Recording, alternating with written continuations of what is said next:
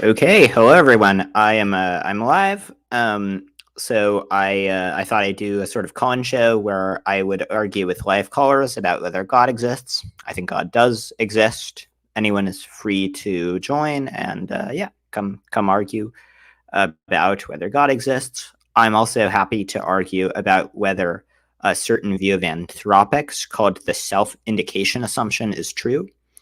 In the linked post below, I have a case. I lay out a case both for the self-indication assumption and the existence of God. In fact, in that post, I argue that the self-indication assumption supports the existence of God. So I guess I'll explain why I believe in what the self-indication assumption is first. So the basic idea of the self-indication assumption is that theories that say that there are more people are thereby rendered more likely, all else equal. And more precisely, a theory that says that there are n times more people predicts your existence n times as well. So if, for example, a coin is flipped, if it comes up heads, one person gets created, and if it comes up tails, 10 people get created, then if the coin comes up tails and you come to exist, then if you come to exist, then you should think that tails is 10 times likelier than heads, because your existence is 10 times likelier on tails. Now, of course, the self-indication assumption does not say that, for instance, your existence gives you evidence that there are a lot of shrimp. What matters to the self-indication assumption is the number of people that you could be. So a theory that predicts that there are n times more people that you might currently be explains your existence n times as well. That, in short, is the basic thesis of the self-indication assumption. Now, okay, why think the self-indication assumption is true? Well, there are sort of a variety of arguments that I give down below. Well, I mean, there are like, a dozen, or I think on my blog, I've probably given about 20 arguments in total for the self-indication assumption. I think many of them are decisive.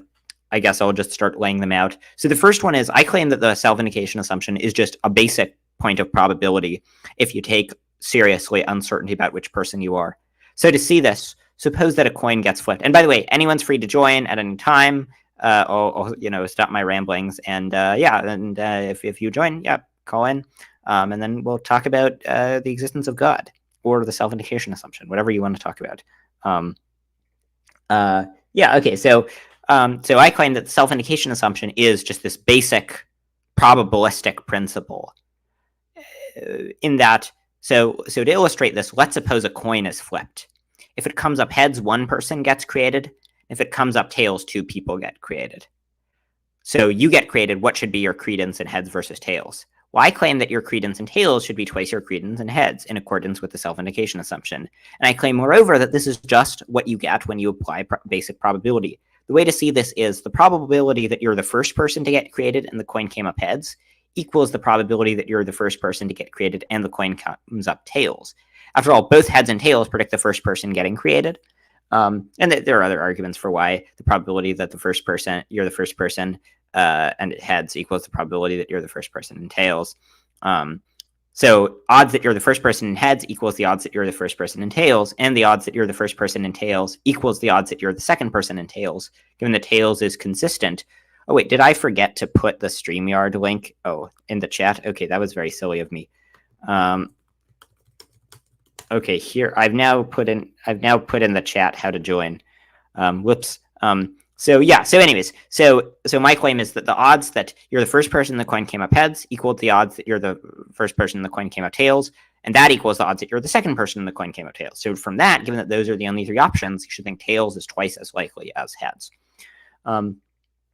Now, the only bit of this that's at all controversial is that the probability that you're the first person and the coin came up tails equals the odds that you're the first person and the coin came up heads. But here's a way to see that that's right. Suppose that one person gets created, then a coin gets flipped, and then a second person gets created if it comes up tails. The way to see that the odds that you're the first person and the coin comes up heads equals the odds that you're the first person and the coin comes up tails is that whether or not the coin comes up heads or tails, the first person gets created. And so if you learn that you're the first person, it seems that that you would if you learn that you're the first person, it seems you should be indifferent between the two hypotheses because they both predict that first person coming to exist. So that means that the odds that you're the first person and it comes up heads equals the odds you're the first person and comes up tails. Okay, William Spears asks, question, would you consider a godlike being to be comparable to God? Well, it depends on exactly what you mean by comparable. Certainly it's comparable in various respects. In fact, anything is comparable to anything else. In an infinite number of ways. You can compare a god to a very powerful being in that it's not the number one or the number two. Any two things are comparable in an infinite number of ways. For the record, the live stream link is down below, so anyone, if you want to join, come argue about stuff, you're free to join. Yeah, so I mean, yeah, hopefully my explanation of the self-indication assumption was clear. I guess for those who are joining late, the self-indication assumption essentially says that from the fact that you exist, you get evidence that there are more people. So more precisely, if there's a theory that says that there are, for instance, 10, so suppose if there's one theory that says that there are 10 people and one theory that says there are 1 people, and you can't rule out you being any of the particular people, the self-indication assumption says you should think that the theory that says that there are 10 people explains your existence 10 times as well. If the theories start out with an equal prior probability, then you should think that theory is 10 times likelier because it makes it more likely that you would come to exist by a factor of 10. And I was giving various arguments for it. I was saying, as Adam Elga has argued in an early paper, just which you can find, it's a very short paper, like 4 pages. If you just Google Adam Elga, Sleeping Beauty, I think that the self-indication assumption is just straightforwardly doing probabilistic reasoning about your own existence. It's not some special theory with weird bells and whistles that are unmotivated. I think that it's just, if you're sort of like, take your existence as an event and then take into account both your uncertainty about which person you are, and then say, what's the probability of the event of my existence on different hypotheses? I claim you end up pretty confident in the self-indication assumption. Haley Luya says, I won't argue with you about SIA, but I will argue about what SIA means. Well, I do not understand that. I think it means the self-indication assumption. And then I was explaining what that, yeah. Anyways, but I guess people can also, if they have questions and they don't want to join the live stream, people can also put them in the live chat or like questions or objections or something. But ideally, hopefully people will join soon because it's more fun to chat with people than to like answer questions in the chat. So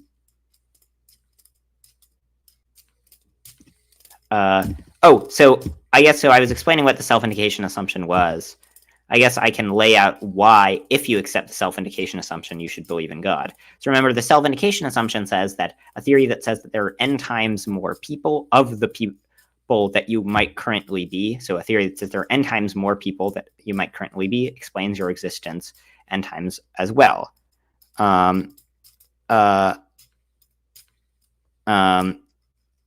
So if this is right, that it explains your existence n times as well, then the theory that there are infinite people, infinite copies of you across the universe, explains your existence infinitely better, right? Okay, so from the self-indication assumption, we learned there are infinite people. But it turns out that some infinites are larger than others. So what we get from SIA isn't just that there are infinite people, but that however many possible people there are, that's the number of people that exist. But then once we've concluded that the number of people that are possible is the number that exists, then I think the self-indication assumption is the best explanation of this fact. After all, if the self-indication assumption is true, that theism is the best explanation of this fact. If there's a God, God's good, and so he'd want to create a lot of people. He wouldn't just stop at 10 billion. He'd keep creating until he's made all people who he could give lives to, which is the same size of infinity as the number of possible people. And so if there is a God, then it's extraordinarily likely that that the number of people that would exist would be the number of possible people. In contrast, if there is no God, it's extremely unlikely.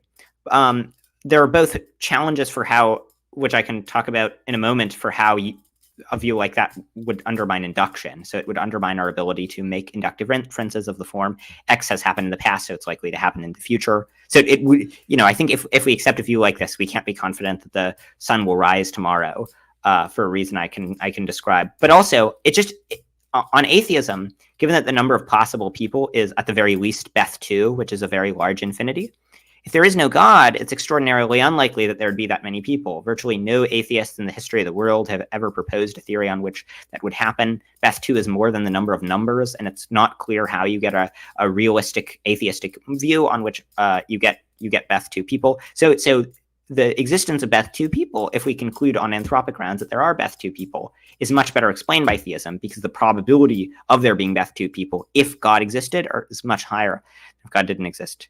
Okay, Aaron asks, not here to argue, but what was the most intellectually challenging debate I had on God?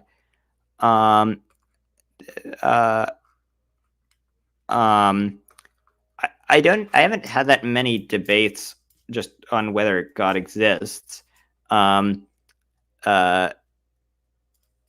Yeah, so I'm not sure. I mean, I'm going to be debating with Joe Schmid, so probably when that happens, that will be the most challenging debate I've had, because Joe's a really smart guy. I mean, I guess when I was an atheist, I argued with like Dustin Crummett about whether God exists, so that was kind of challenging. Yeah, so I guess that's maybe the one that was most challenging. Honestly, I haven't. Let's see. I can look on my YouTube channel and see if there have been any ones that I found particularly challenging. I mean, I guess arguing with Humor was challenging because Humor's a smart guy. But I mean, yeah. And yeah. So I guess it was probably Humor or James Fodor. Yeah. That's probably what it would be.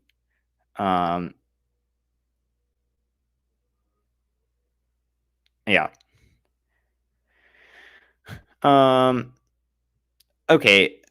Of all the forms of theism, which would I say is the most logical, and which would I say is the least logical? Well, it depends on exactly what you mean by a form of theism, right? So, because it's not clear exactly what's meant by form of theism.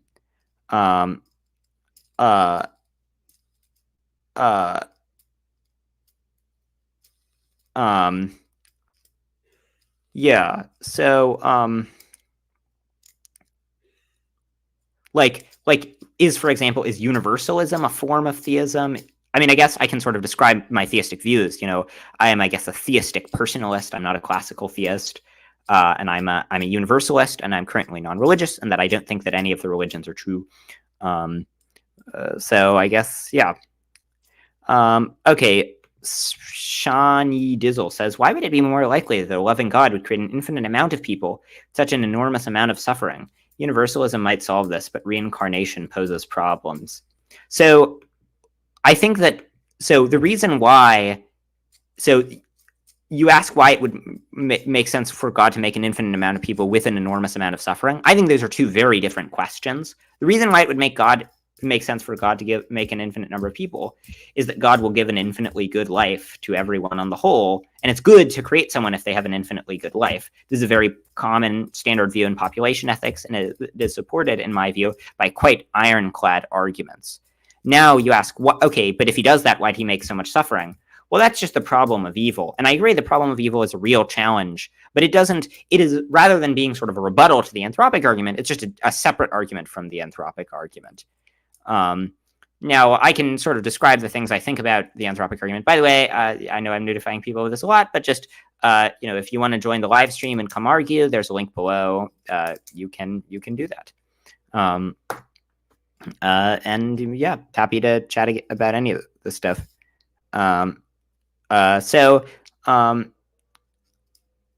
You ask, yeah. So in terms of why there's so much evil, why there's so much bad stuff in the world, I mean, I think a few things. Certainly, I think any plausible view is going to have to say that the answer has a lot to do with skeptical theism, or, well, not necessarily skeptical theism, like in the sense that we have no idea what God would do, which I don't accept. but at the very least, that many of God's reasons for allowing evil are unknown, which is just what we would expect. Just as, for instance, you wouldn't expect to know. Imagine you were playing a game and you were watching a game you played, and it's a very complicated game. You don't know all the rules. The game takes, many. The game will take like all summer to be played, and you only see the first few moves. You wouldn't expect to know all the reasons why the world champion player in that game is making the moves that he does. We only witness the first 0% of the universe, and so it's not at all surprising that God would that there would be all sorts of unknown reasons for allowing evil that would exist. I think that, I think that now there are other reasons that are not unknown. So I think one of the reasons why, we're sort of sent to Earth in this world where there are these predictable natural laws that produce lots of evil is that it gives us the opportunity to help each other out in periods of intense suffering, strengthening our relationships with other people. Now, those strengthened relationships with other people end up lasting forever. And so they're worth any amount of suffering because the benefits sort of last forever. So for that reason, those are if people want to read my answer in more depth, I have an article called Why There's Evil.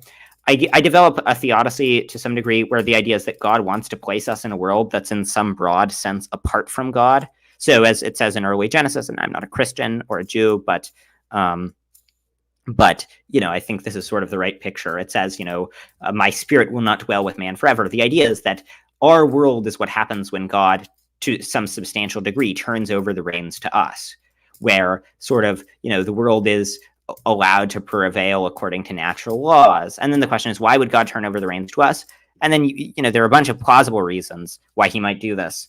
I'll describe the reasons in a moment, but first let me note that if you think God might have a reason for this, it explains the world really well. Because if you think that what God does is essentially, put us in a world where the world broadly follows naturalistic laws and unfolds roughly as if it were a naturalistic universe, then also sort of rigs things to make it so that it has agents. And actually, we need one more stipulation, which is that it has agents that are capable of figuring out the kind of broad features of the world.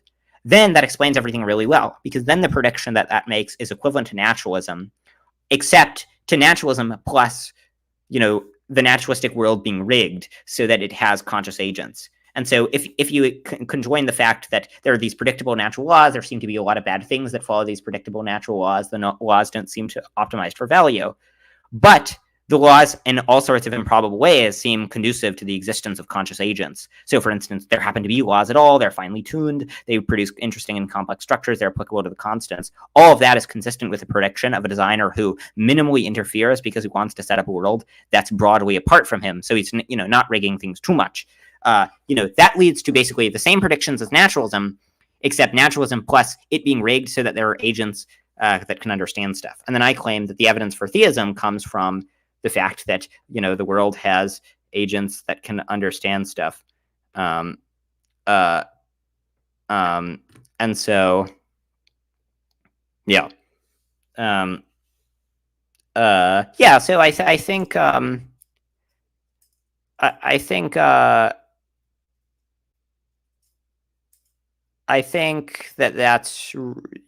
that's the way to go. Now, okay, then the question is, what reason would God have for placing us in such a universe? And the answer to that question is, well, I think there are multiple answers. One of them is that it might strengthen our relationship with God, which is, of course, of infinite value.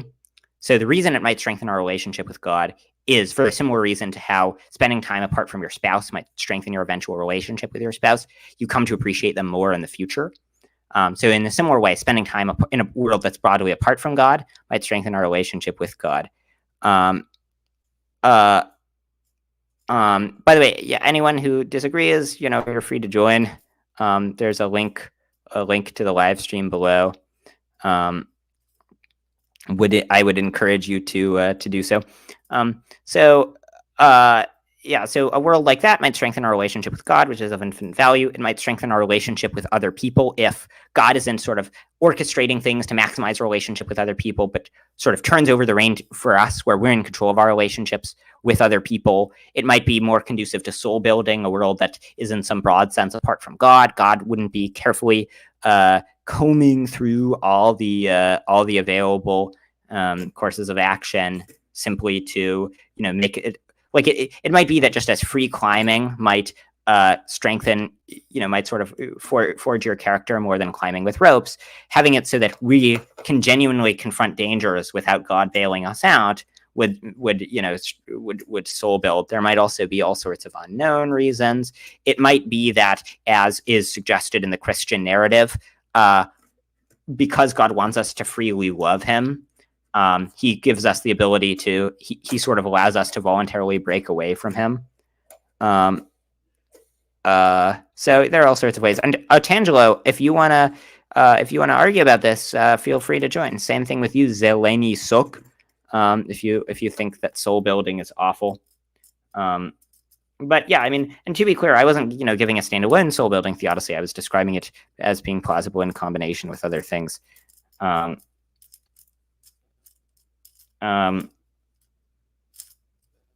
actually, yeah, I mean, I primarily want to talk about the existence of God, but I mean, no one seems to be joining, so maybe I'll have to settle for Christianity.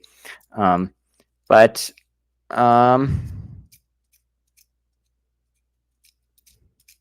yeah. It's kind of I might end the live stream soonish because no one seems to be joining. A lot of you are watching, but no one's joining. But so yeah, I guess if you want to keep the live stream going, I'd recommend that you join. Hey, Zelani, so okay, good live stream going. Good timing. How's it going? Hello, is my mic working? Can you hear me well or something? Yeah, that's fine. Oh, going good. What's up? You said you were more interested in theism than these adjacent topics like theodicy or stuff like that. Because I mean, I am a theist too, so I guess we wouldn't be disagreeing much there. Okay. Yeah. So yeah, so you wanted to talk about soul building? I mean, in general, my view is that almost all of the typical theodicies really suck, and if I didn't find if I myself wasn't able to find some quirky kind of theodicies that go outside of the bounds of the typical ones that are talked about, I would almost certainly maybe not be an atheist, but would reject monotheism or something, Christianity most likely, stuff like that. Yeah, I certainly agree that a lot of the common theodicies are not so good. And in fact, as I say, I don't think that that the soul building theodicy is adequate on its own, because I think in order to explain the evils of the world, what you need is, and this is a general problem with theodicies, what you need is not merely an explanation of, it's very implausible. So there are lots of evils that follow from, for instance, the evolutionary process. And so what you need, if your explanation is, well, all the evils that do that happen to be conducive to soul building, that's not very plausible. What you need is some explanation of why the broad features in the world that result in all the evolutionary suffering, that result in all these other things, why those things are conducive to soul building, right? And so then, I give my hypothesis of indifference theodicy, where I say, look, God has a reason to make the world in some broad sense apart from us. And then, on account of the world being in some broad sense apart from us, hey, Neo, it's conducive to our souls. I just wanted to just say, so you believe that there's a God, right? Yeah. Are you like a religion, No. I mean, at least you do believe in God, right? I mean, Yeah. that's one part of it, Yeah, I believe in God.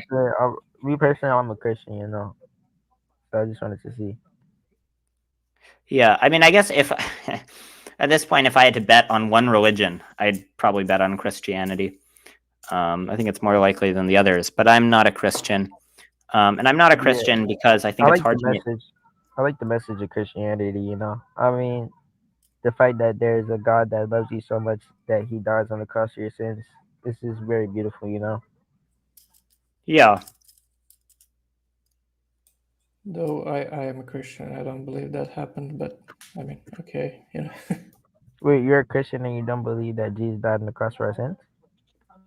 um, yes, and I also don't believe that Jesus was God. Yeah.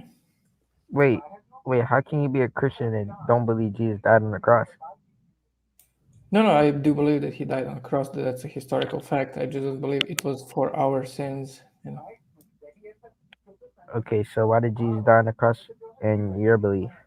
I mean, I don't want to hijack the convo from Matthew, like you know, going into atonement theories of different kinds. I don't know, like if he's interested in that at all. I mean, yeah, there's scripture that could prove that Jesus died on the cross for our sins, you know. So yeah. I mean, I agree. The Christian message is very beautiful in lots of ways. Of course, if you read a lot of the rest of the Bible, you know, it starts looking a lot less beautiful and a lot more barbaric. Um, I mean, sometimes you know you gotta understand. Most of the stories people like to take them out of context. You know, the yeah, people but I God enacted his wrath on. You know, they were killing infants and stuff like that. You know, God would not be justful if He never punished them. You know, so Yeah, but when I read them in context, you know, I'm currently, you know, reading through the Bible. I just finished the book of Joshua, and I'm currently in Judges, and there are just a lot of bits that even when I read them in context, rather than sort of quote mining them, they seem really bad, and they like. I mean, there are a lot of. I mean, it'll depend to some degree on how liberal your view is of inspiration, but there are lots of parts that just, you know, like for instance, in early Genesis it describes mhm. so in Genesis 1 it describes a creation story, and then in Genesis 2 weirdly it describes a completely different creation story, and people don't notice this. You know, it's hard to see it if you're not paying attention, but if you notice what the descriptions of what God does in Genesis 1 and Genesis 2, it's completely different. It reverses the order on which he made humans and plants. The second creation story describes him forming humans from clay, kind of using his hand. The first one describes a much more. So the second one describes God as having a Wait, physical what body. verses are these? Because I'm pretty sure there's Let only one creation story in the Bible, which is about Adam and Eve and how He me created find man it. using dirt. Because the second part of Yeah, one Genesis, is well, I'm pretty sure Genesis 1, one is there's Genesis multiple 2. parts. There's multiple parts of Genesis, but the second part Hey of Genesis Charlie. is most likely talking about the flood that happened with Noah in his time. So Um, yeah, wait, let me find the verses I was talking about in Genesis. Yeah, Genesis 1 is the first version, male and female. He created them. Like that's the first on the sixth day. And the Genesis 2, chapter 2, is the second one, where it says that there is no bush or grass, there are no plants. And he created humans, and then he creates plants and animals, and humans name them. You know, so yeah.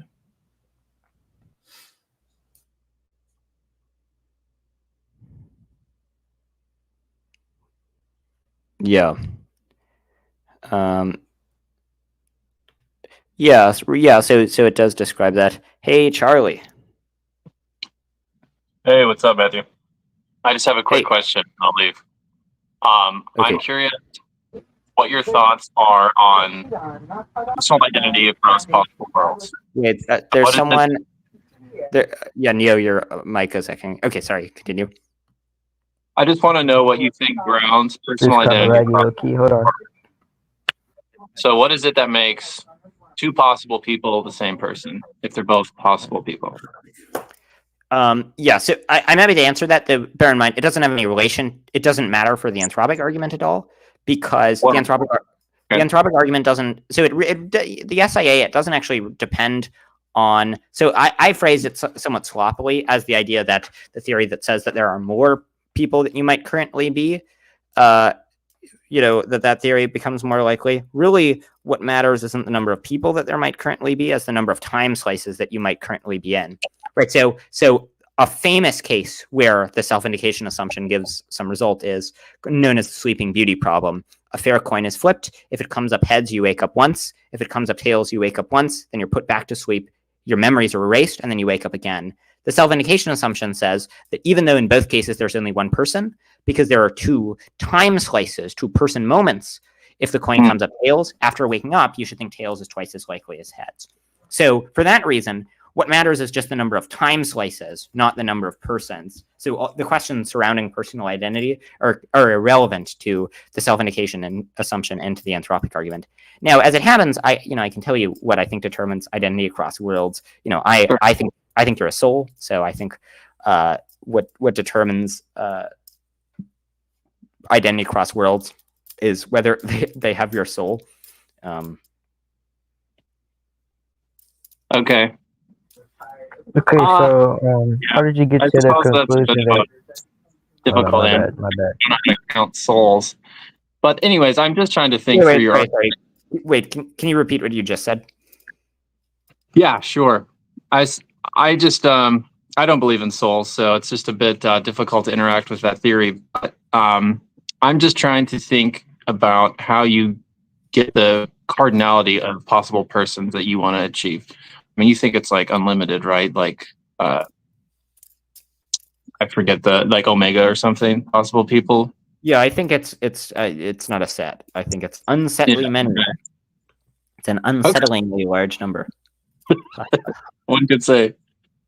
Well, I just worry that unless you have a precise way of counting them, such that you're sure that you get new people, when you survey the possible world's landscape, how do you know you're not double counting or triple counting, and just your cardinality might be lower? That's just a general concern I have with your argument, and I'm just trying to think of some questions to assuage me on that fear, I guess.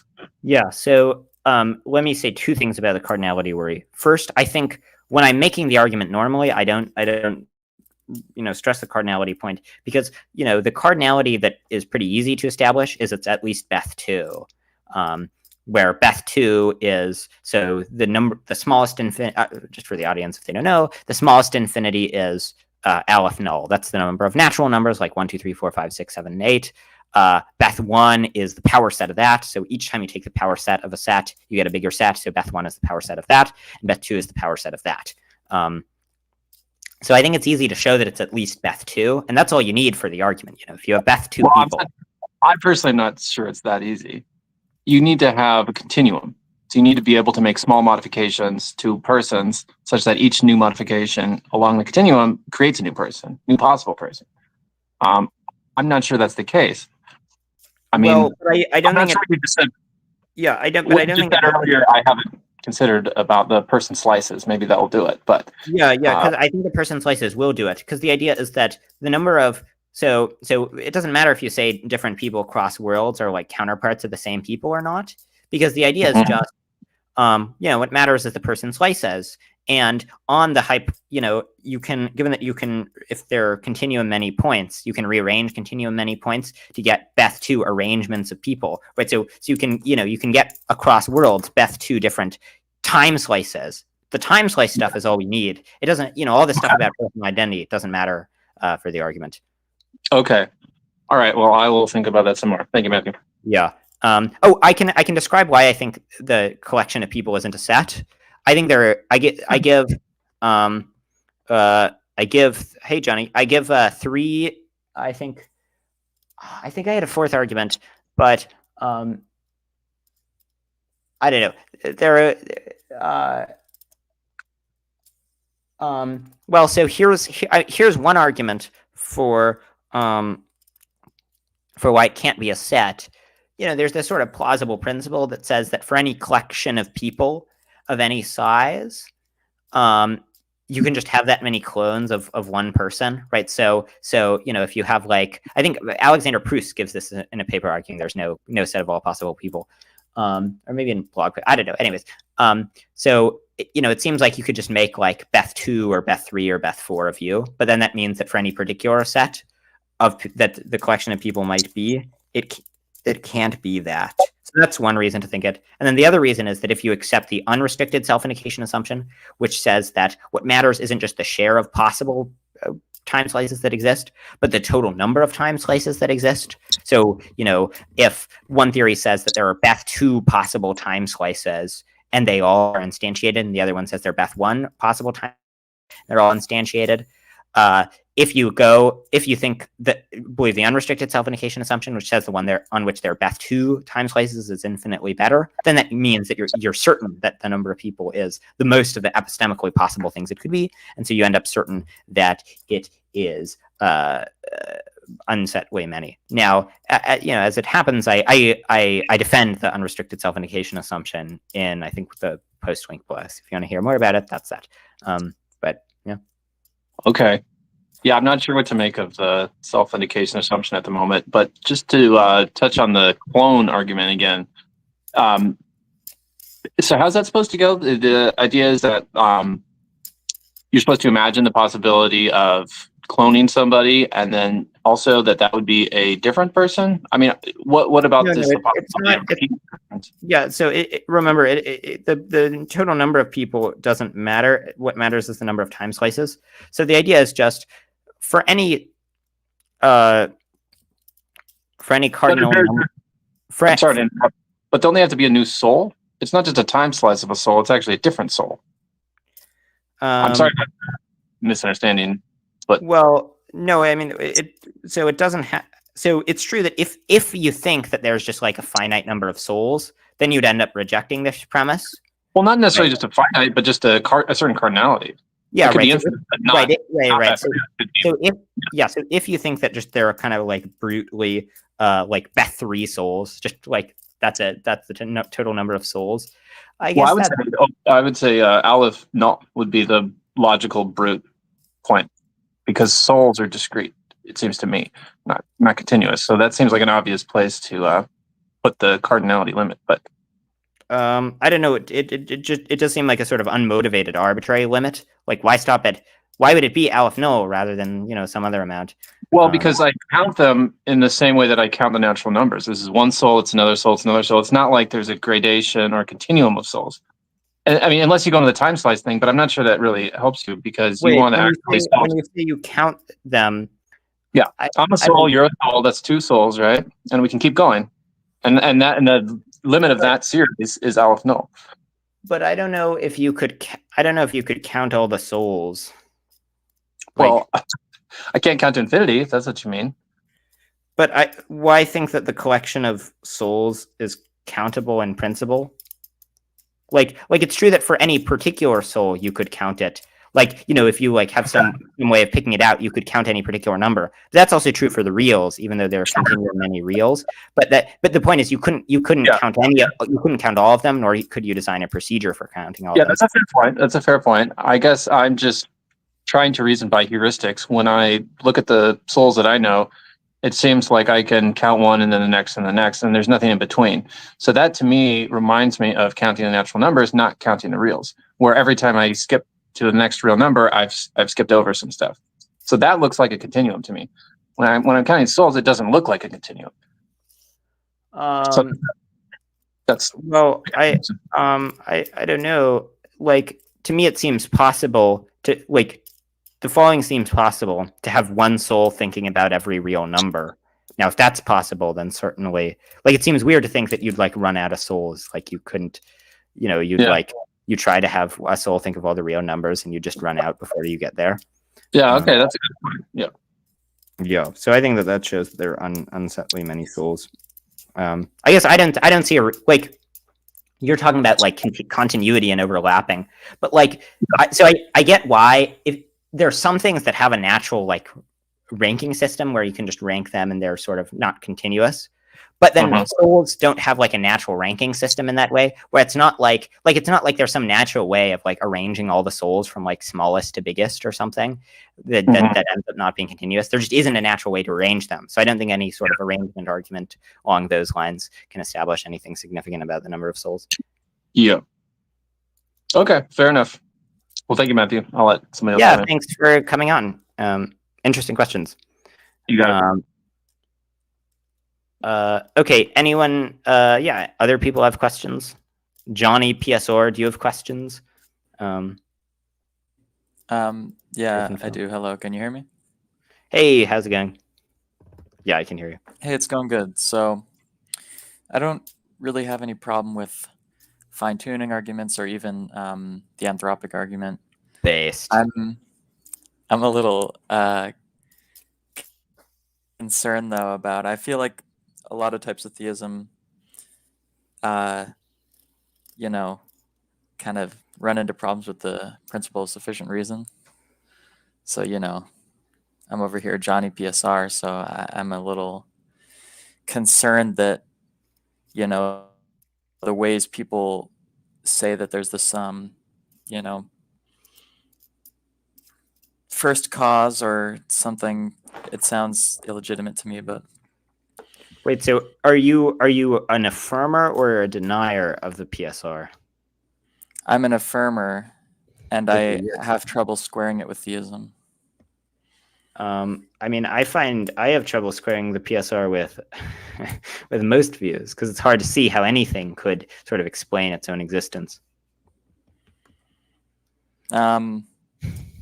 Well, but it seems easier for yeah, theism because in the case of theism, at the very least, first of all, you can think that there are lots of different ways that people think that God's existence might just be sort of a necessary logical fact. There's the Gödelian ontological argument. Gustafsson has a kind of weird ontological argument. Now, I'm sort of skeptical that any of these work, but it's at least possible that they work. And it seems much more probable that one of these will work for theism than, or, you can sort of do the Thomist shenanigans about God's essence is his existence, and then that's self-explanatory. Now, I'm sort of dubious of most of these moves, but it seems like at least the probability that one of these moves will work is a lot higher than the probability that there will be some in-principle reason why, for example, the Schrödinger particles following the Schrödinger equation must exist. And so I think if you're wedded to the PSR, I think you should be a theist. Because then you get a necessary thing, and then that's self-explanatory, and the best candidate for a self-explanatory necessary thing is God. I guess the self-explanatory thing kind of helps, although I'm concerned about how you use probabilities there. You just okay, there's a bunch of people making a bunch of arguments, and you're assigning some probability that one of them's correct. I feel like there's a decent, in my mind, it seems it's definitely possible for all of them to be wrong. Or I agree, and in fact, that's my leaning, right? I think I lean towards thinking God is contingent, but I'm kind of undecided about it, right? So, and I don't accept the PSR. I certainly am not confident in the PSR. My view is it would sort of be nice to be able to maintain the PSR, and if there was some plausible story on which fundamental reality actually was self-explanatory, then I would accept the PSR because it sort of has an intuitive allure. But just because, but I think it's implausible enough that the fundamental thing is self-explanatory that I kind of lean towards rejecting PSR. And by PSR, is that principle of sufficient reason? Yeah. Ah, okay, excellent. Just making sure I'm not lost. Yeah, how are you doing, Faith and Films? It's been a while. I'm doing fantastic. Absolutely amazing. Thank you so much for asking. How are you doing? Doing well. Fantastic. Wonderful. It's good to be here. Good having you. Sorry, good. Johnny, PSR. All right. Unless you have, just one more thing. So I'm not super confident in a lot in philosophy, but I feel like the PSR is something that I can. It's what else is the other options, right? Just some things are not explicable, or I just can't. That seems to betray everything. I don't know. I don't know. Yeah, I mean, even if it ends up in something like necessitarianism or something, that still seems preferable to just inexplicable things in principle. I don't know. I don't find having a just like, I mean, I think it would be bad news if there were a lot of brute facts, but if there are just a few brute facts, then that doesn't seem so bad. Or just one brute fact, like especially if the brute fact is this sort of simple and natural thing, namely the existence of an unlimited mind. But I mean, I guess, Johnny PSR, is there some view of ultimate reality that you think, like, if you accept the PSR, starts to look very attractive? I Like, think is there the only any view that you think is plausibly self-explanatory or something? I don't know. I feel like I've heard. I don't know if there's any yeah, I don't know. Whatever the I just don't know. I just don't feel comfortable with a brute fact at all. So anything that gets me out of that, even something weird like monism, I don't know. It's like I feel like I could be fundamentally mistaken about so many things, and the PSR just seems like the best candidate for something that could be true out of every philosophical view. I don't know. Yeah, that's how I feel about the self-indication assumption. But I guess Nice. if you accept the PSR, then I think that there are three arguments for accepting theism from it. The first one is if you have something necessary and self-explanatory, then it seems like you shouldn't think it has any limits because there's sort of nothing limiting it. And it just sort of seems much more plausible that there would be an explanation of something unlimited than limited, just like it seems much more plausible that, you know, the thing that would be necessary is there being no speed of light, no limit on how fast objects can go, than that there would be one. So I think once you conclude that there's some fundamental self-explanatory thing, then it starts to look really weird if that thing has limits. Second, I think God is the best candidate for the sort of thing that might be self-explanatory.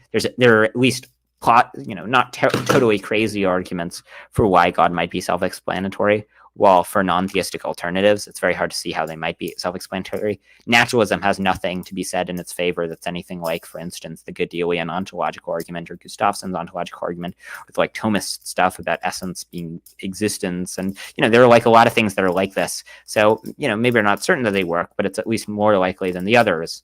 And then the last point is that if you think that there's something necessary, in order to make it so that your view of reality, so that you don't have a bizarrely constricted modal domain. So the modal domain just concerns the things that are possible and necessary. You want to say that the thing's omnipotent, right? Because if there's the necessary thing, then any possible world will be able to be brought about by the necessary thing. If a thing has to have an explanation and the only thing that exists unexplained is the necessary thing, then for a thing to be possible, it has to be able to be brought about by the necessary thing. So for that reason, you should think that it can, and for any world that's possible, the necessary thing can bring it about. Now, this makes good sense with theism. If there's a God, God can bring about any possible world, and so that then we can hold on to our judgment that, for example, it's possible to have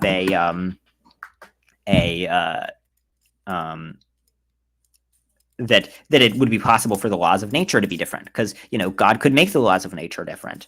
But if we have like a view like Graham Oppy's, where he says, well, the thing that's fundamental is the initial singularity, then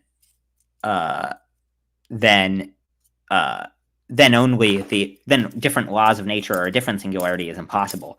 So once you think there's a necessary thing, if you want to hold on to our modal intuitions, I think you'll have to be a theist or something like it. Maybe modal realism can also hold on to it, but modal realism is a complete non-starter because it collapses induction. In fact, because on modal realism, you shouldn't trust induction, you shouldn't trust the reliability of our cognitive faculties, so you shouldn't trust the things that led you to conclude that the PSR are accurate in the first place. Okay, I agree. I'm gonna stick around a bit, maybe ask something later, but let's. Sure. Yeah, I should let some other people go. So I'm glad to speak with you about it. Sounds good. Faith in Films. Do you have any questions? You're on mute for the record. Guess not. Zelani Soak, do you have any questions? I mean, if you want, we can dab a little into the theodicy that you think is like satisfactory. Maybe like I think I heard you like say something like you gave a summary of a sentence like now before. I mean, So I think I heard you explain it like in some previous like talk or stream that you did. But if you want to like just lay it out in a bit more detail. I explained it at the beginning of the call, but I can give a brief summary again. Oh, sorry, I wasn't there. I was like, I joined like 10 minutes, 20 or something like that into the call. Yeah.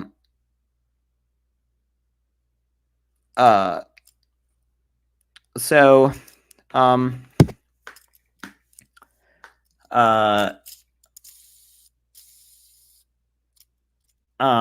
me see. So, okay, so the basic idea of the theodicy is that God wants to place us in a broadly indifferent universe. So, as it suggests in early Genesis, God is not, God says, "My spirit will not dwell with mankind forever," or something like that. The idea is that this is sort of what happens when the reins are turned over to us, when we're broadly in control of the universe, rather than things unfolding according to divine fiat. Now, the reason to think this theodicy is primarily because it explains the world so well. It both explains the bits of the world that seem designed, namely the things that are necessary for there to be agents of any sort, and for us to have knowledge about the broad kinds of broad features of the world. So the idea is God wants to place us in a world where we can broadly understand the world and where we exist, but beyond that, where it's left to the blind and different forces of nature, because that's a world where sort of we're ultimately in control, where God, the sort of daily goings on aren't run by God. So the primary reason to think it is that it explains the world really well. It explains both the evidence that's supposed to show that support theism, like the fact that there's fine-tuning, like the fact that there's mortal knowledge, like the fact that there are laws of nature which are required for us to exist at all, like the anthropic stuff. So it explains the sort of broad features of the world, but it also explains the sort of the bits of the world that don't seem designed, why like evolution happens, and there are all these all this very gratuitous suffering and so on and so forth. So the idea is God wants to place us in a broadly indifferent world. So it's not that every particular evil thing is good, but that God has a reason for placing us into a world where the evils that occur unfold according to predictable natural laws. Now, why would God do this? Well, there are various explanations. One of them is that just as spending time apart from one's spouse might strengthen their eventual relationship with their spouse, spending time apart from God, where God is sort of not running the daily goings on, might strengthen our eventual relationship with God, making us come to appreciate God to a greater degree. Similarly, having the world that we dwell in be one where kind of, we're in control of it broadly, we can do what we want, God isn't interfering too much, makes it so that the relationships that we hold are open to our volition. It's up to us who we interact with, what we do to help our loved ones, and so on. And that strengthens our relationship. There might be some, if God were sort of behind the scenes rigging everything to maximize relationship building, then that wouldn't be good, because it devalues a relationship if it was formed in some way through some third party manipulating things. There's also the soul building element, where having a world where we're genuinely vulnerable to the dangers of the features of the world that would exist apart from God might strengthen the quality of our character, given that both these and the connection building benefits last forever. They're worth any finite amount of suffering. There are all sorts of explanations. Peter Van Inwagen has a book called Just the Problem of Evil, where he advances another idea along these lines. So that's the basic idea of the theodicy.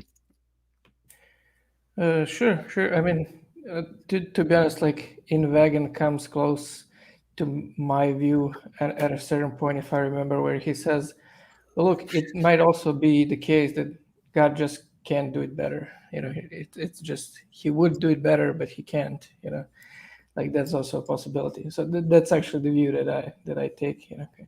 Wait, so do you think God is non-omnipotent, or? Sure, yeah, I don't have a problem with saying that. There are some theologians who take a very similar view to me, that God cannot do better than this world that we have, at least not currently, or at least not by mere act of will, snapping his fingers. He might be able to produce something much better than the world that we have now, but it's going to need like a lot of time.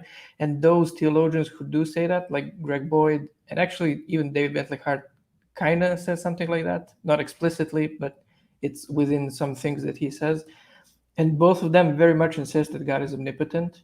So I guess, you know, I could claim God is omnipotent and play these like kind of linguistic moves that they do, like, oh, what even is omnipotence? You know, like it's obviously limited by this or that. You know, it's like logically impossible things, maybe also metaphysically impossible things.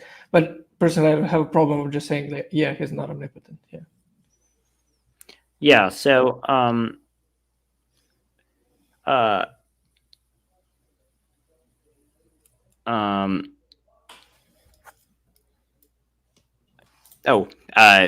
one of my commenters said that there's noise because I was futzing with a fidget spinner. Okay, so I guess I'll stop. You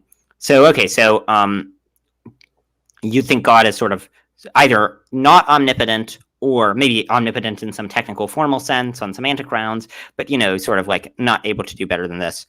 I guess I have a few worries about that. The first one is that I think that will drastically lower the simplicity of theism, insofar as, you know, I want to get all of God's properties from just one simple fundamental property, like the fact that God is an unlimited mind. So the idea is if God really is a mind without limits, then God would be able to do anything. A mind that can't achieve certain things has limits. And so if God just is a mind without limits, that's a very simple hypothesis. It says one of the fundamental things, minds exist without limits. The hypothesis that a fundamental thing that exists without limits is very simple. It lacks arbitrary limits. And so that means it has a drastically higher prior probability than any version of the limited God hypothesis. So that I reject God being limited in power for the same reason I think it's very implausible that God knows every fact but one, right? It's like, why would he not know that one fact? You know, it's so arbitrary.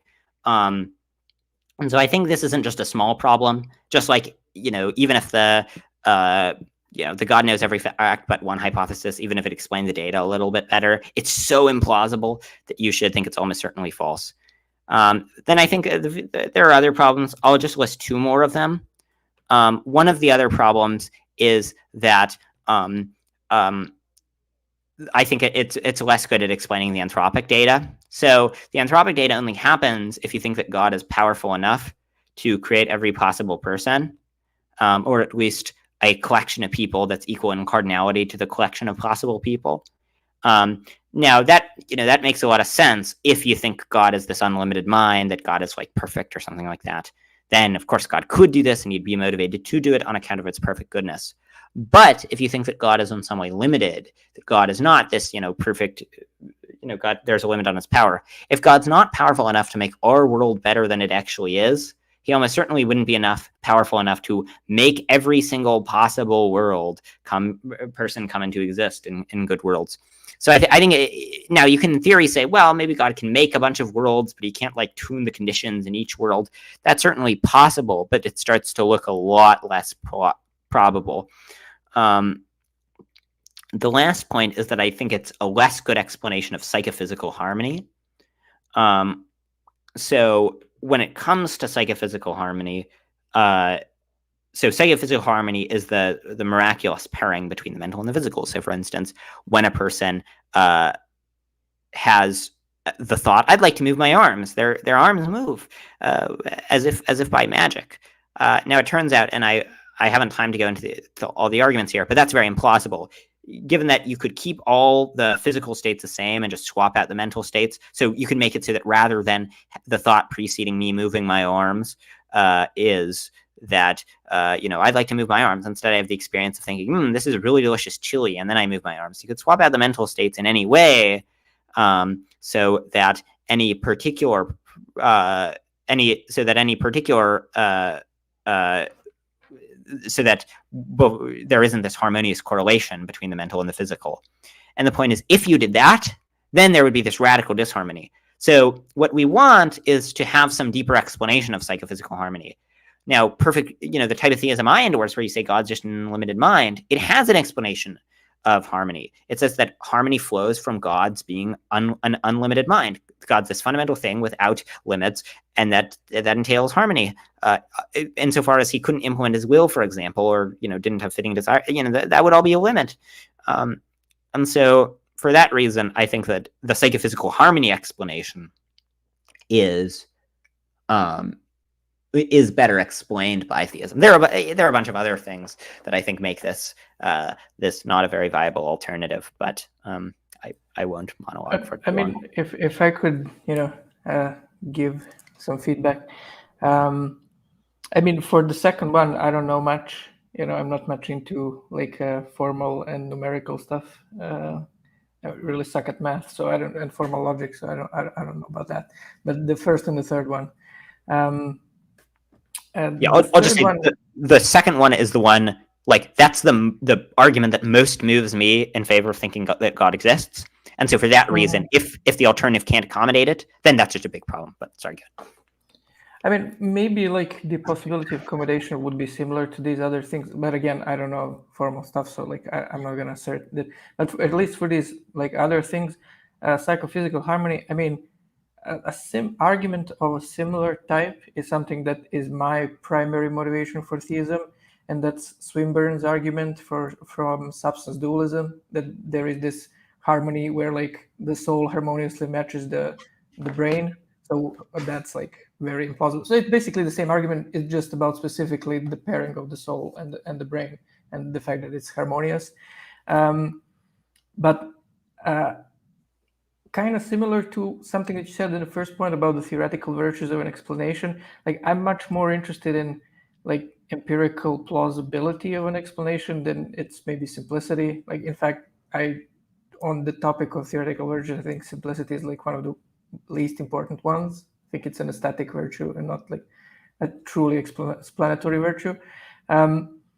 So in the field of like empirical adequacy, I would say that proposing a God who is not omnipotent might actually explain the harmony better in the way that, like, when you talk to an atheist, and the Hitchens kind of like, oh, some design this is, well, you could say, well, yeah, God managed to create the universe to have brains that are harmonious for matching with souls, but it took him 14 billion years to get there. So it's obviously like not so. You can give a straightforward answer like, yeah, he couldn't do it faster or something like that. So I don't know why that would be a good explanation. Yeah, so I disagree with you on both counts. First, I think simplicity is simplicity, or something in the vicinity that your explanation is deficient in, is a very, very important theoretical virtue, right? So I think, for instance, the theory that God knows every fact, there's a perfect God who knows every fact, is way more plausible than the theory that there's a God who knows every fact except the circumference of the Earth. And the reason for that, now, I think it's infinitely more plausible. And the way to see that it's infinitely more plausible is that there are an infinite number of facts that God might not know, but the probability that God knows every fact is still much more plausible than the theory that God knows every fact except one. Okay, so for that reason, I think you have to think that sort of a very simple and elegant and uniform theory is much, much better than alternatives. That's the reason why, for instance, the theory that the laws of nature are uniform, except in one random patch, and then they're just completely different. That theory it's not just a slightly bad theory. That theory is really, really, really bad. And I think a preference for simplicity explains why that theory is really bad, and explains why a lot of different similar theories are bad. So I don't think it's just this sort of slight, a little bit better, maybe a bit of a tiebreaker. As for the point about psychophysical harmony, I think my theodicy also explains why, sort of, insofar as God's placing us in an indifferent universe, he has to place us in a universe where things ended up the way they did, according to the fairly chancy and twisty turns of blind fate, rather than sort of creating us by direct providence. And so that explains why we waited so long, because God placed us in a broadly indifferent universe, and broadly indifferent universes don't have people being created in some idyllic paradise from the outset. So if my theodicy is right, then it explains that why he waited so long. Now, the problem that your explanation has isn't that it's worse at explaining the psychophysical laws. I think it is worse at explaining the psychophysical laws, in that that apply to us humans, in that a being that's more powerful is definitely going to be able to make the psychophysical laws.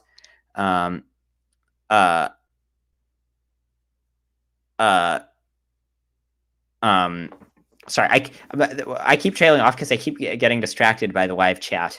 Yeah, so it right. So it just be a worse, I think a bit worse of an explanation of the psychophysical laws.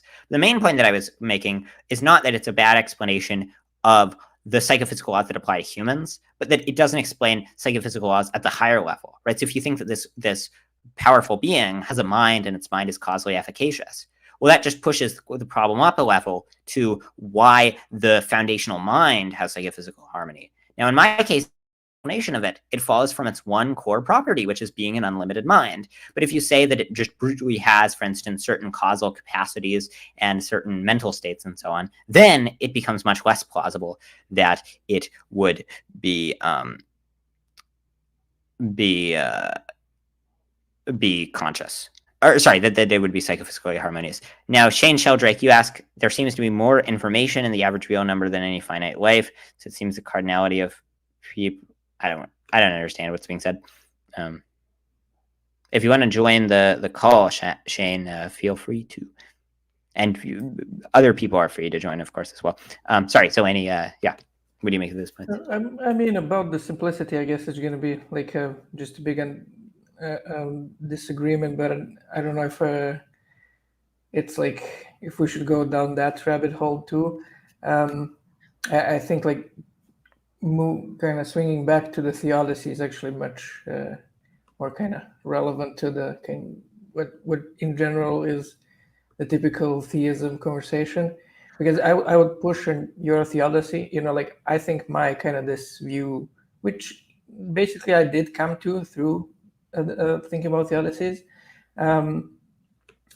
does kind of this basically the same job as your view does, as you explained that when you were introducing your theodicy, you said you need to account for the fact, for there is design, there is harmony, but also for all these facts that atheists use as arguments, this undesigned stuff and like etc. So I think like my theory is kind of motivated basically by the same approach. You need God to explain the design stuff, but you also need something, and in my case that's the lack of omnipotence of God, to explain these like non-design stuff. So, but on your theodicy, what I would push back, or at least I should ask you first. So when you were listing those possible reasons that God might have to produce this kind of world that's kind of like, how did you phrase it? Or, that's like moved away from us, there's no... That's sort of broadly in different ways. Yeah. All of those sounded like kind of, I guess, falling into a category of discussing the greater good. Like, is that right? Like, God wants to achieve some benefits by doing this. Yeah. So, on this view, you would need to, I mean, presumably, not need to, but like, I'm guessing like the first kind of objection or line of thinking is going to be, so like God is calculating all these evils that currently exist and saying like, yeah, sure, whatever, the benefit that I'm achieving by making this world seem indifferent for these other benefits, like people are going to have a more loving relationship with me because they're going to miss me, like the husband missing his wife analogy that he gave, that outweighs like all the genocide and dying of starvation and murder and like all the maimings and torture and suffering from like disease, etc., that happens to millions of humans and animals. Like that's all fine because of this benefit that is achieved. Like I'm guessing you see like why people will find that problematic. It's not clear if, in fact, he's predicting every specific event. That'll depend a little bit on your view of God's knowledge. So like if you don't think God knows the future or like knows future choices or something, then you'll think that he expects the process to be better, not that he goes through in detail and predicts every event. Now your question is, okay, but is it all worth it? Well, I think it is worth it for the following reason. The benefits that accrue from this world are infinite. So the things I described are things like soul building, things like connection building, things like strengthening our relationship with God. These have two important features. The first one is they last forever. Soul building lasts forever. The strength of your character on account of your soul building, that keeps going forever. Your connections with other people, assuming you keep interacting with them, those last forever. And so it's worth any finite harm to get an infinite benefit going infinitely far into the future.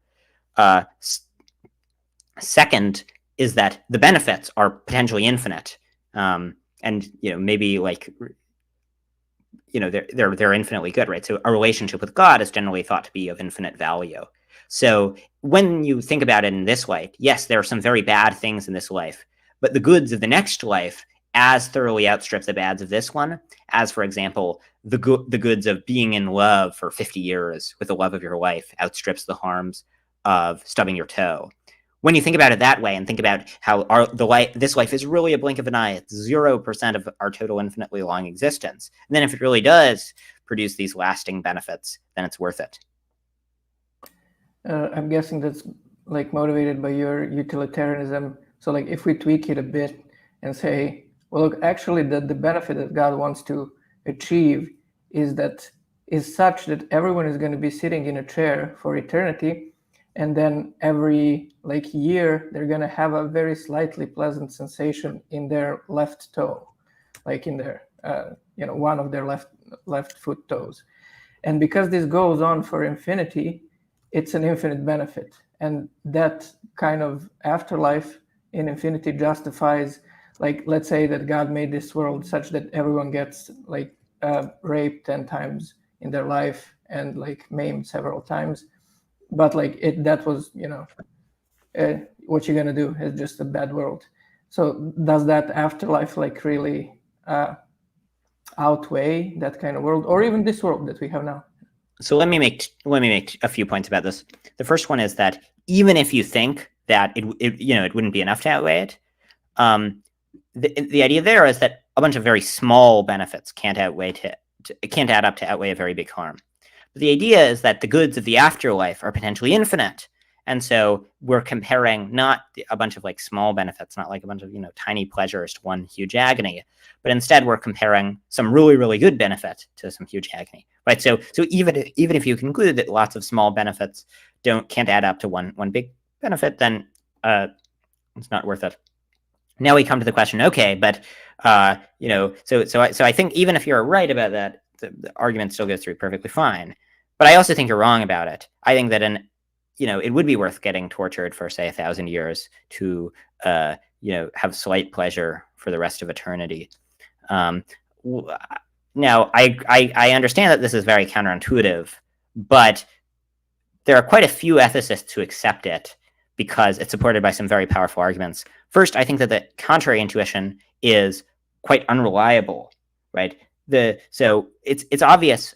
There's a very, not hard to figure out evolutionary account of why we have a much more, and not just evolutionary, our brains, we don't, when you hear a billion, you don't intuitively realize that it's 1,000 times a million.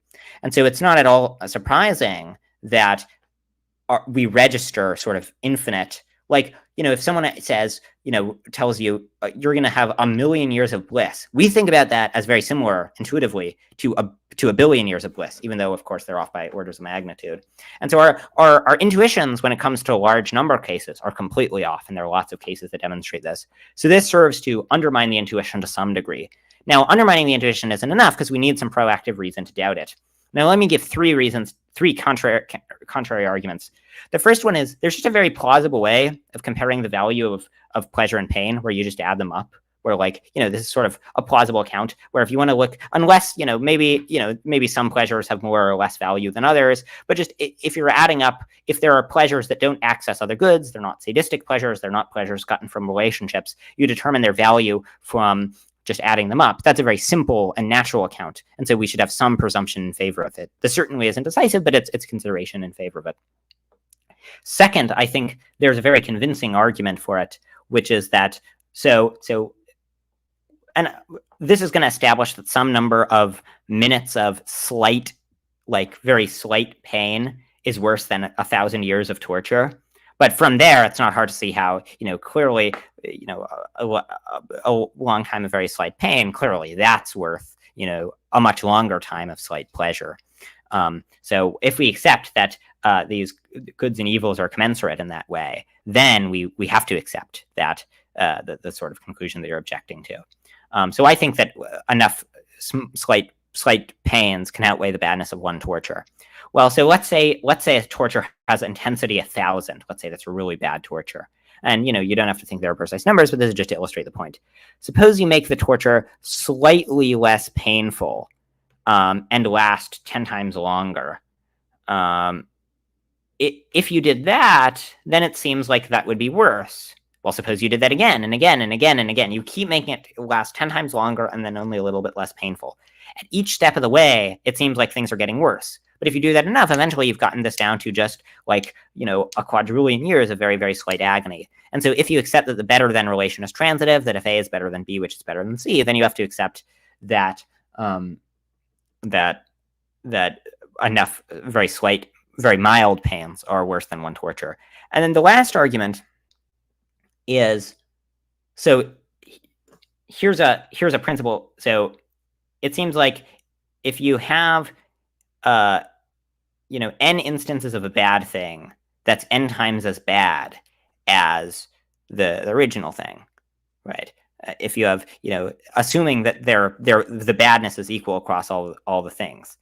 It seems like the badness of, say, the first instance of mild pain equals the badness of the second instance of mild pain. The badness is equal across the pains. So this means is that if one mild pain is a little bad, an infinite number of mild pains is infinitely bad. But then a brutal torture is only finitely bad, right? It's not it's not infinitely bad. A brutal torture is very bad, certainly, but it's not infinitely bad. And so then an infinite number of very mild pains is worse than a single torture. There are various other arguments, but I've droned on for long enough.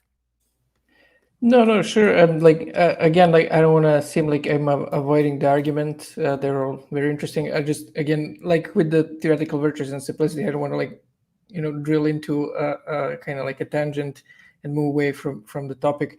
So if I could kind of just I guess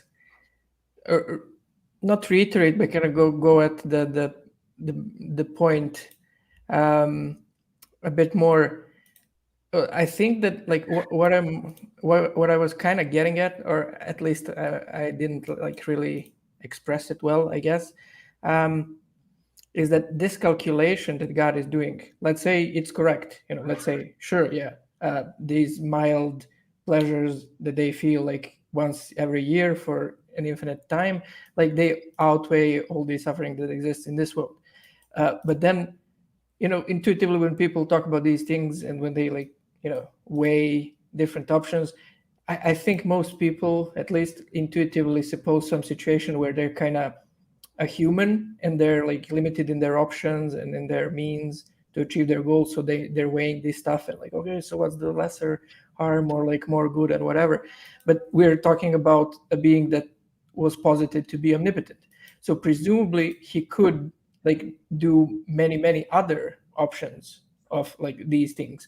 So it would be I guess my point was that I didn't formulate well, is it would be surprising for a being that's, I'm guessing, omnibenevolent also, to choose to do this kind of utilitarian calculation where sure, I'll allow all these genocides and murders and maimings and rapes and tortures, etc., because they will be outweighed if they are omnipotent and can achieve some much better calculation where in this world there's only a few stubbed toes, and that will get outweighed in the afterlife by all these good things, whether mild or intense, that last for infinity.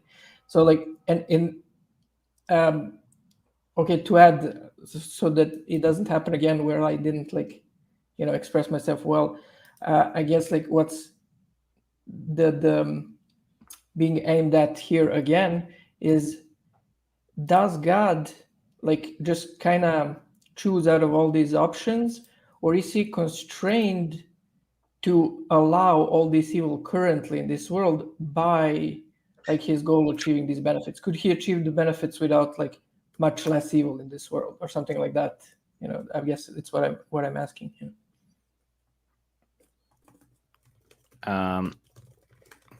Yeah. Right. So then, so the question is, okay, is it necessary that God puts us in an indifferent world for these sorts of goods? Now, I mean, this would of course require that we know what the goods are. So, as I argue, I think there are all sorts of unknown goods, but it's not clear how we would come to have the good of a strengthened relationship with God from witnessing what the world is like apart from him, absent being in a world that really looks and functions like a world would apart from God, at least the tiny subset of worlds that contain us, where we're able to understand the broad features of the world. Similarly, the intrinsic good of helping other people out in times of intense suffering, or of undergoing intense suffering for your loved ones, of forgiving other people for their wrongs, or of empathizing with people through their sufferings. None of these are the sorts of things that could happen in a world without intense suffering. Now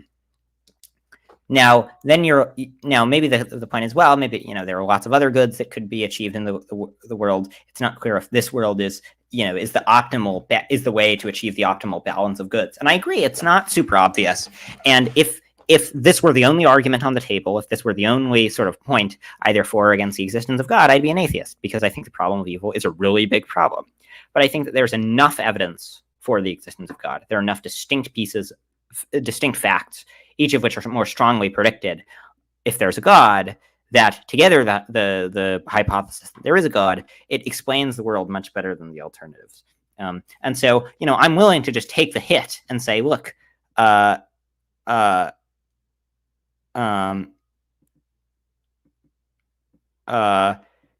willing to just take the hit in terms of probability and say, yeah, it's unlikely that there would be so much evil, but it's worth it. Wait, out of curiosity, Shane Sheldrick in the chat, which argument for God are you saying is one of the most interesting? Are you talking about the anthropic one, or I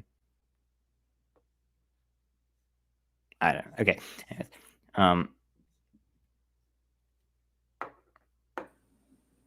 Yeah, sorry. Until he answers. I mean, the relationship kind of thing. I know I heard that kind of thing from apologists, usually framed through free will. You need free will to have a loving relationship. If someone makes you love them, then that's not really love. So you need to have free will.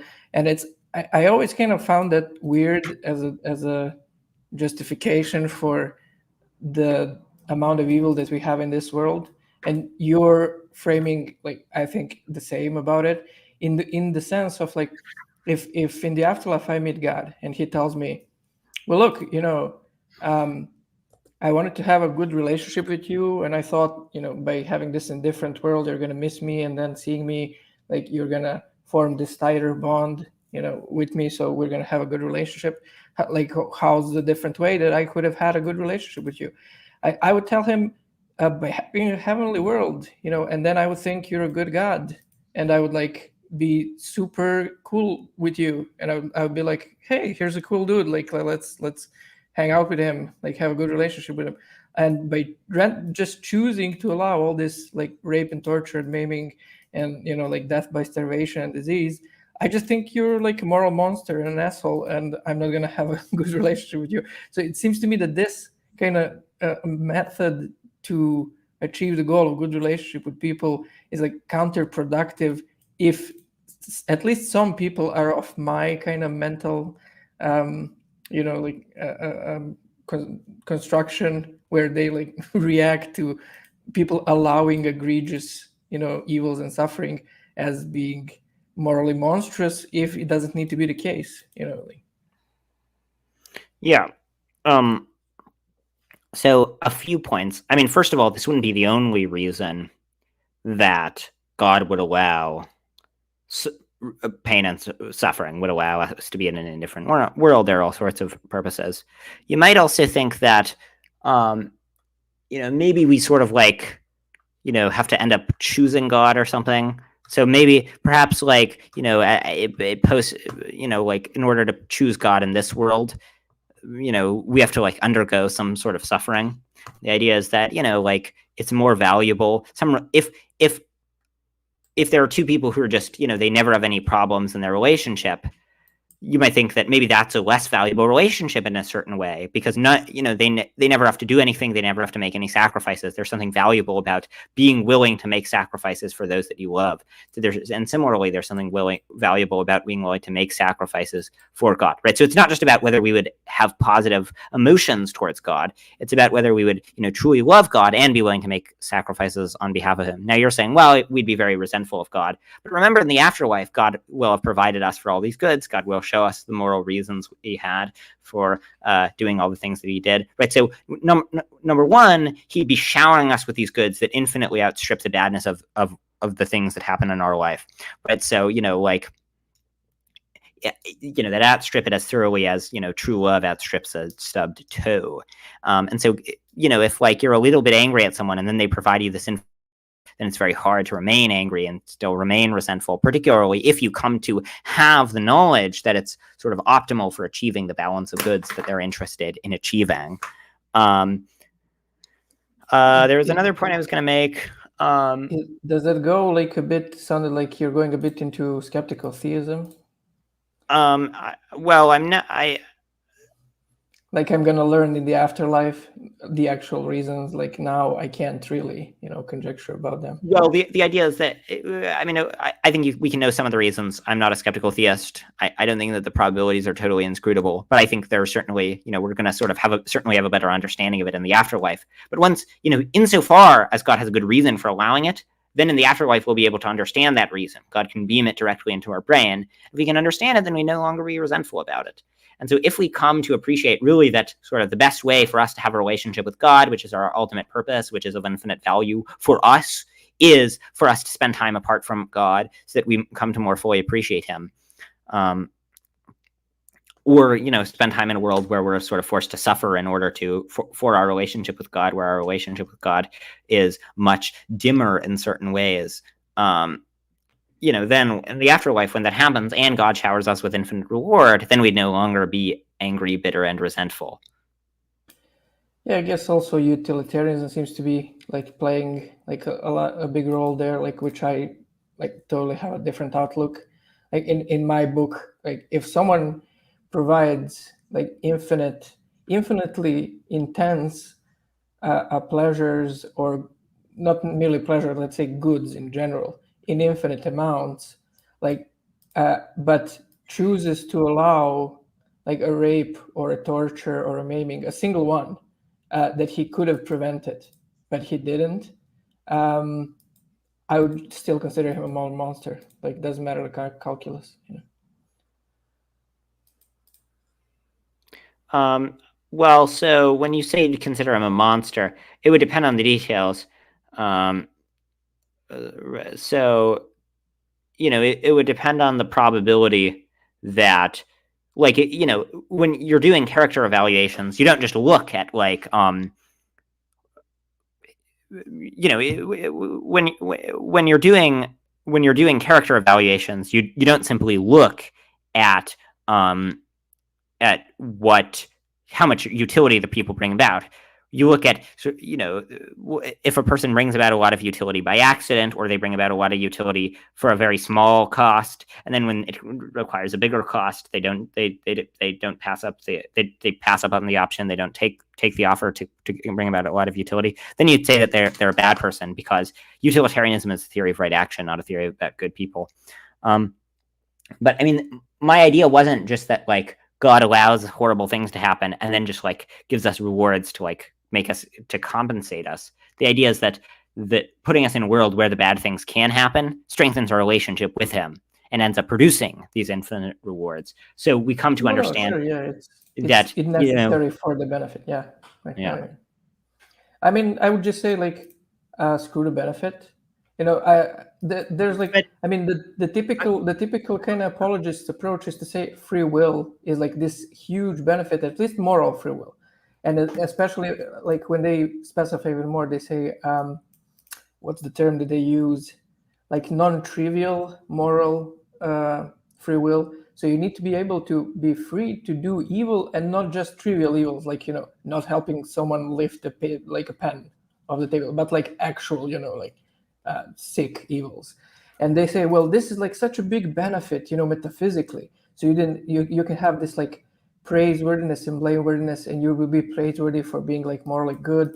And this is such a good benefit that God like is justified in allowing all these consequences of non-trivially evil actions, to like achieve this good of, this praiseworthiness. Like my view on that kind of reasoning is just screw the benefit. Like I don't want to be So is praiseworthy. there a view that free will is not, in fact, that big of a benefit, or that even if it is that big of a benefit, it's not worth it? Yeah, I would say like if a choice is between deleting moral free will and evil, delete the free will, like So and wait, allowing evil. but I'm Yeah, just trying to be clear on why that is. Are you saying that free will does not produce an infinitely large benefit, or are you saying that even if it does, it's not worth it?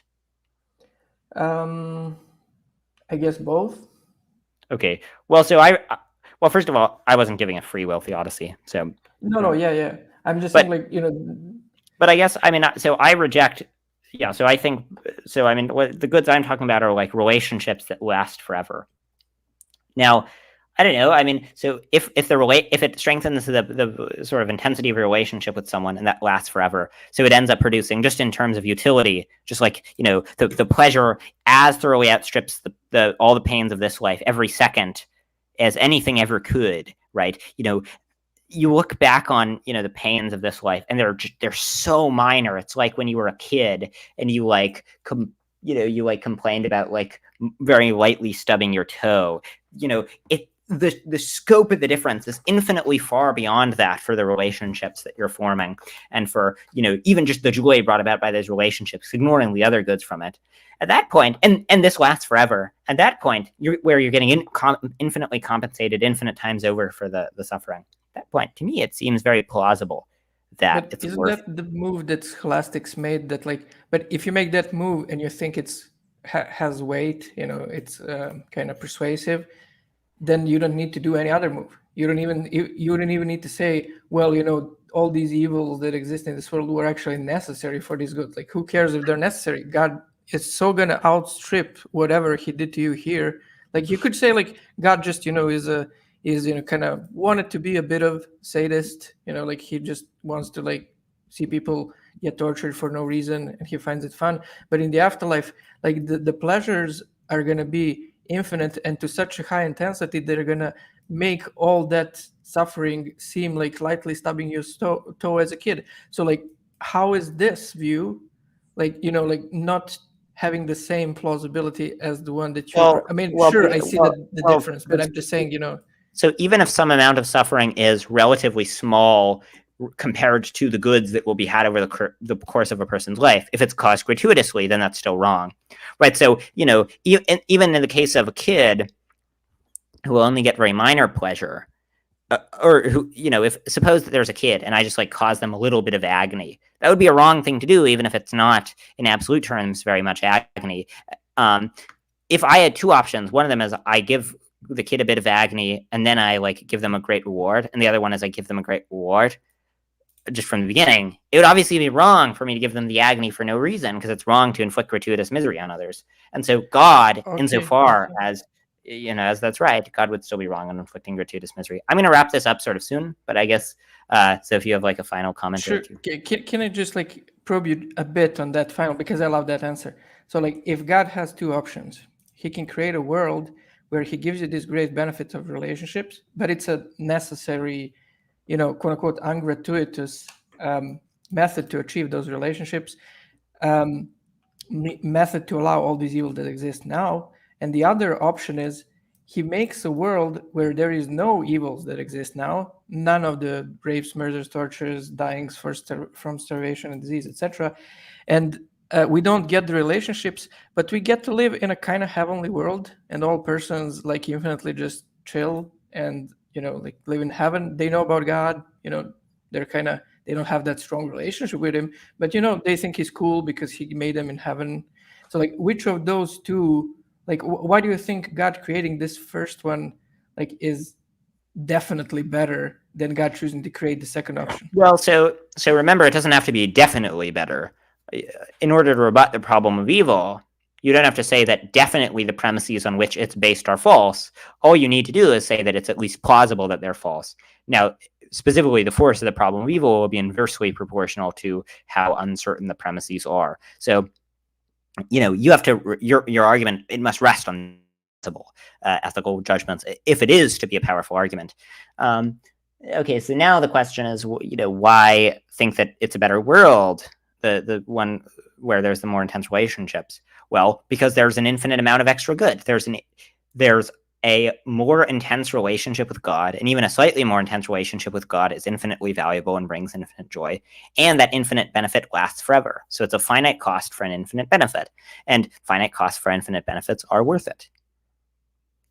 And But even if you reject that sort of weird aggregationist utilitarian, there's also infinite benefit. It's but just there's infinite extra benefit. If every day I either offer you, I either stab you once or twice, even though in both worlds there's infinite harm, the one where I stab you twice every day forever is much worse because there's infinite extra harm. Sure, but like, again, maybe this is just about my personal mental construction, but if someone offered me a heaven that's like intensely joyous and infinite in exchange for like being tortured and maimed, versus a heaven that's mildly joyous and infinite in exchange for nothing, just feeling no pain, I would take the second option, you know. And I mean, a few points. First of all, it's not enough for that to be what you would happen to choose. It has to be the case that you think that that's, in fact, the better choice. And in order for it to have a lot of force, you have to be really confident that that's the better choice. Now, in order to be really confident that that's a better choice, that relies on extremely contentious views about how aggregationism works that are rejected by lots of people. So I don't think you can have a successful problem of evil if it relies on fairly contentious ethical premises. And I also think that the contentious ethical premises on which it rests are simply wrong. It's worth enduring a bit of suffering for a small bit of benefit. I mean, the way to see this is, okay, do you agree that it's worth inflicting a mild suffering on a person to produce 1,000,000 years of intense bliss? Depends. Like, what does it depend on? Well, again, assume like there's nothing like fishy, like they're not like a horrible person or anything who doesn't deserve it. They're just like a good person. You can inflict very mild suffering on them for 1,000,000 years of intense bliss. No, I mean, sure, but again, like, okay, you agree that's good, right?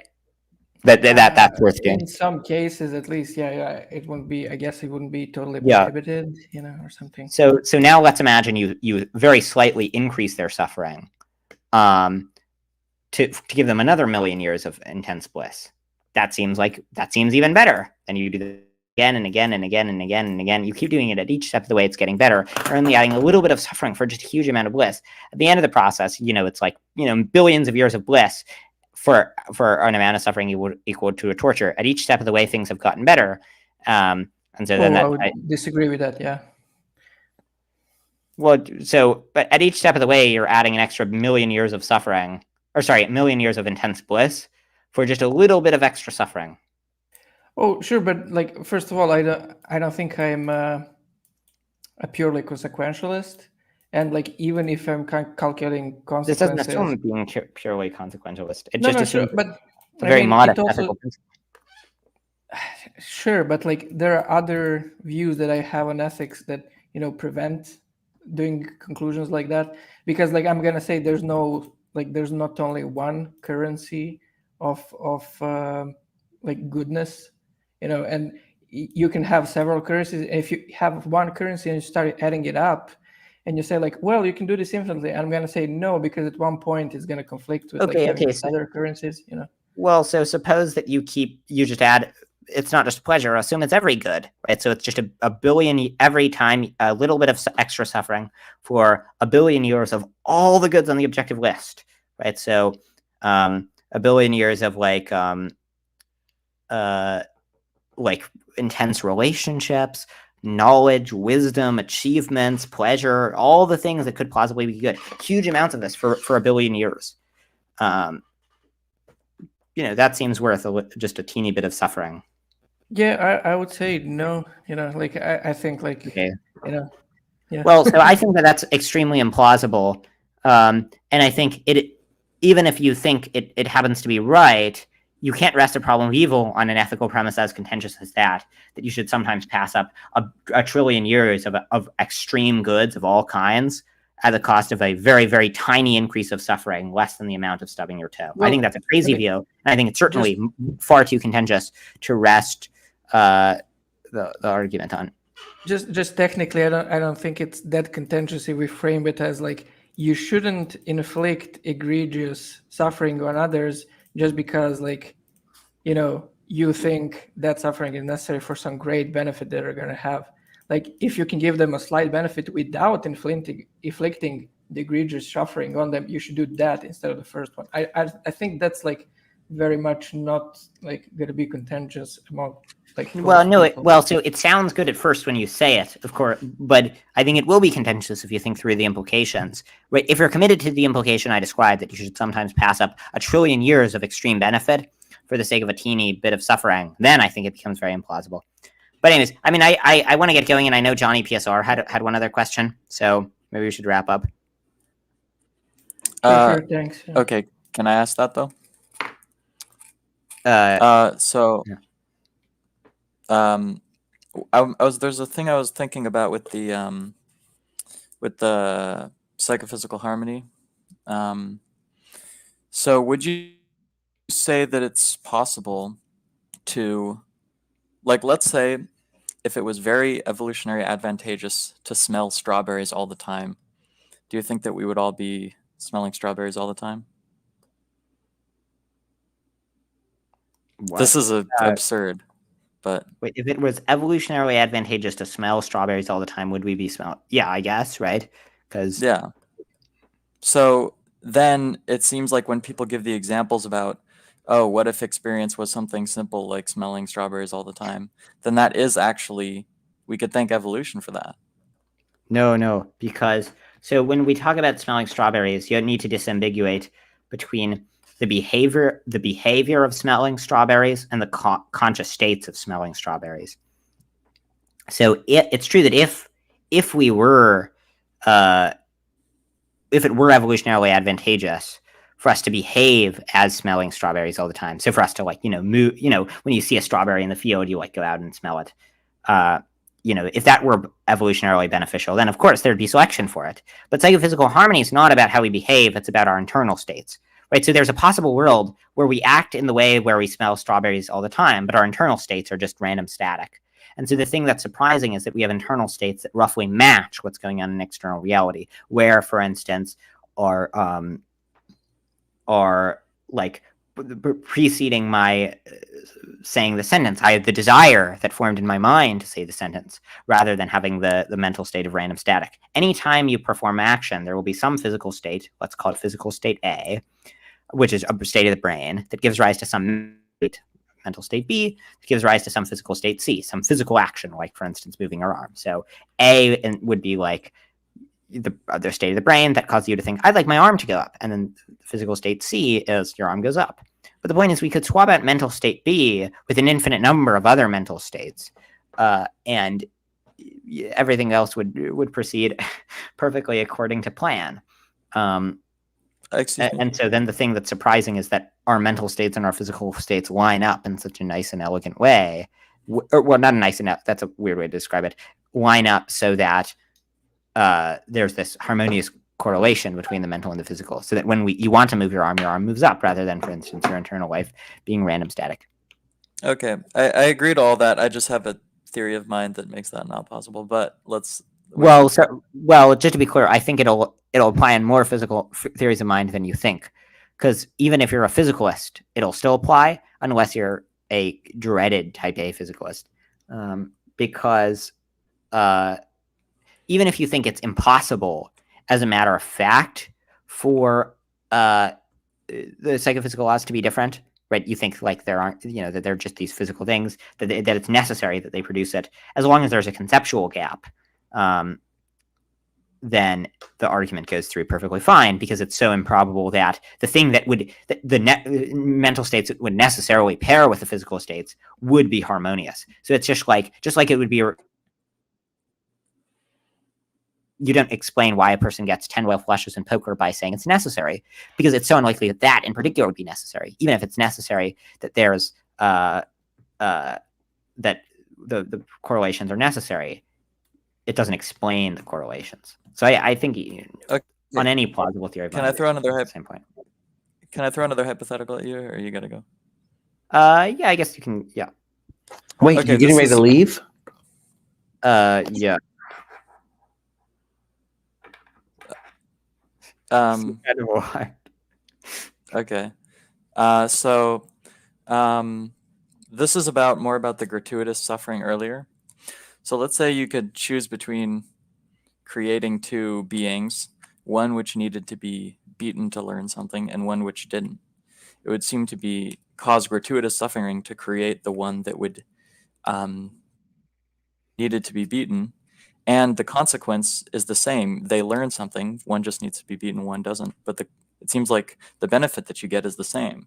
So God creating humans as these flawed creatures that need all this suffering to learn stuff or to be in a relationship with God seems gratuitous when he could have just created different kinds of creatures.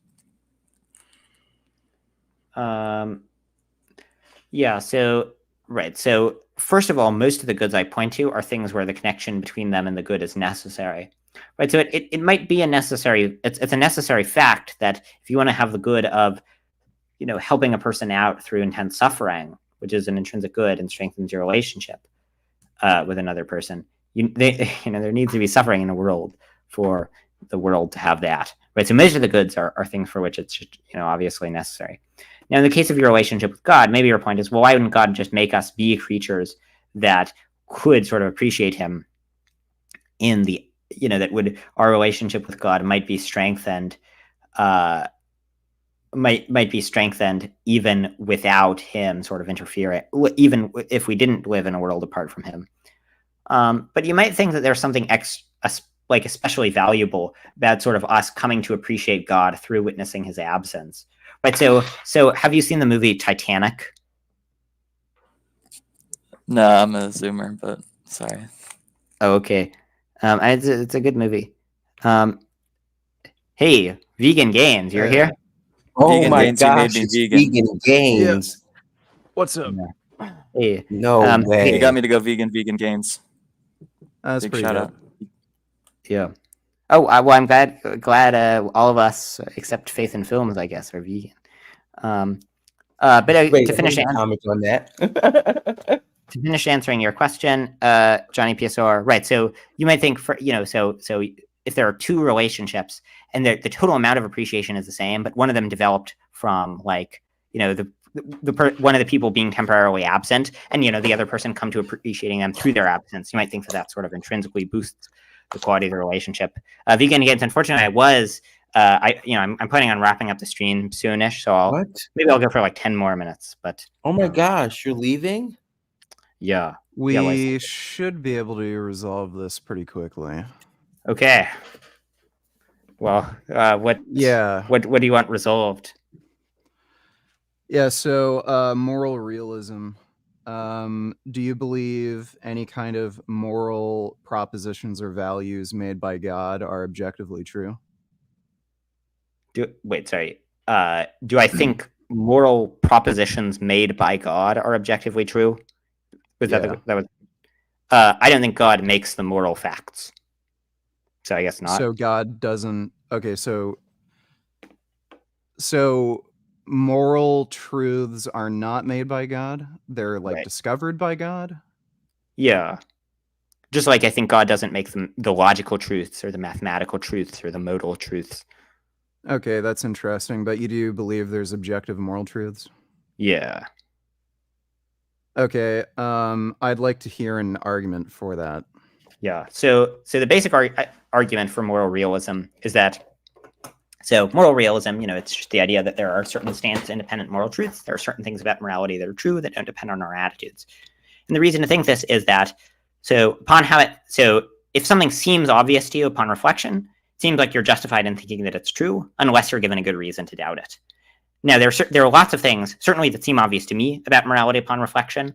And so I think we should trust it, absent a good reason to doubt it. So, for instance, seems to me like the following thing, even before there were any humans around, when there were just dinosaurs, when they brutally suffered and died, seems like that was a bad thing. And it being a bad thing doesn't depend on what I think about it or what you think about it or what any collection of people think. So make an argument.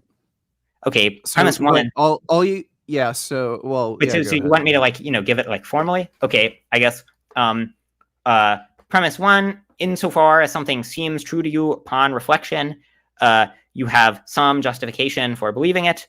Premise two, certain entailments of certain things that are true if and only if moral realism is true, seem true upon reflection. I guess I can like write it down in the side chat or something if you want. Okay, That would let's see. help. P1.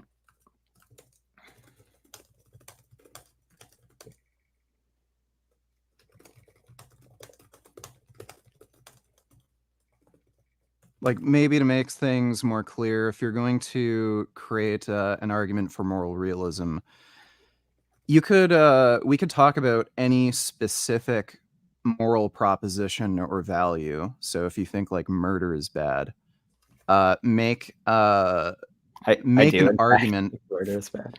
So yeah, so we could just say like if the moral proposition is murder is bad, and just so we're clear, like I don't know, murdering an innocent child or something, not like self-defense killing.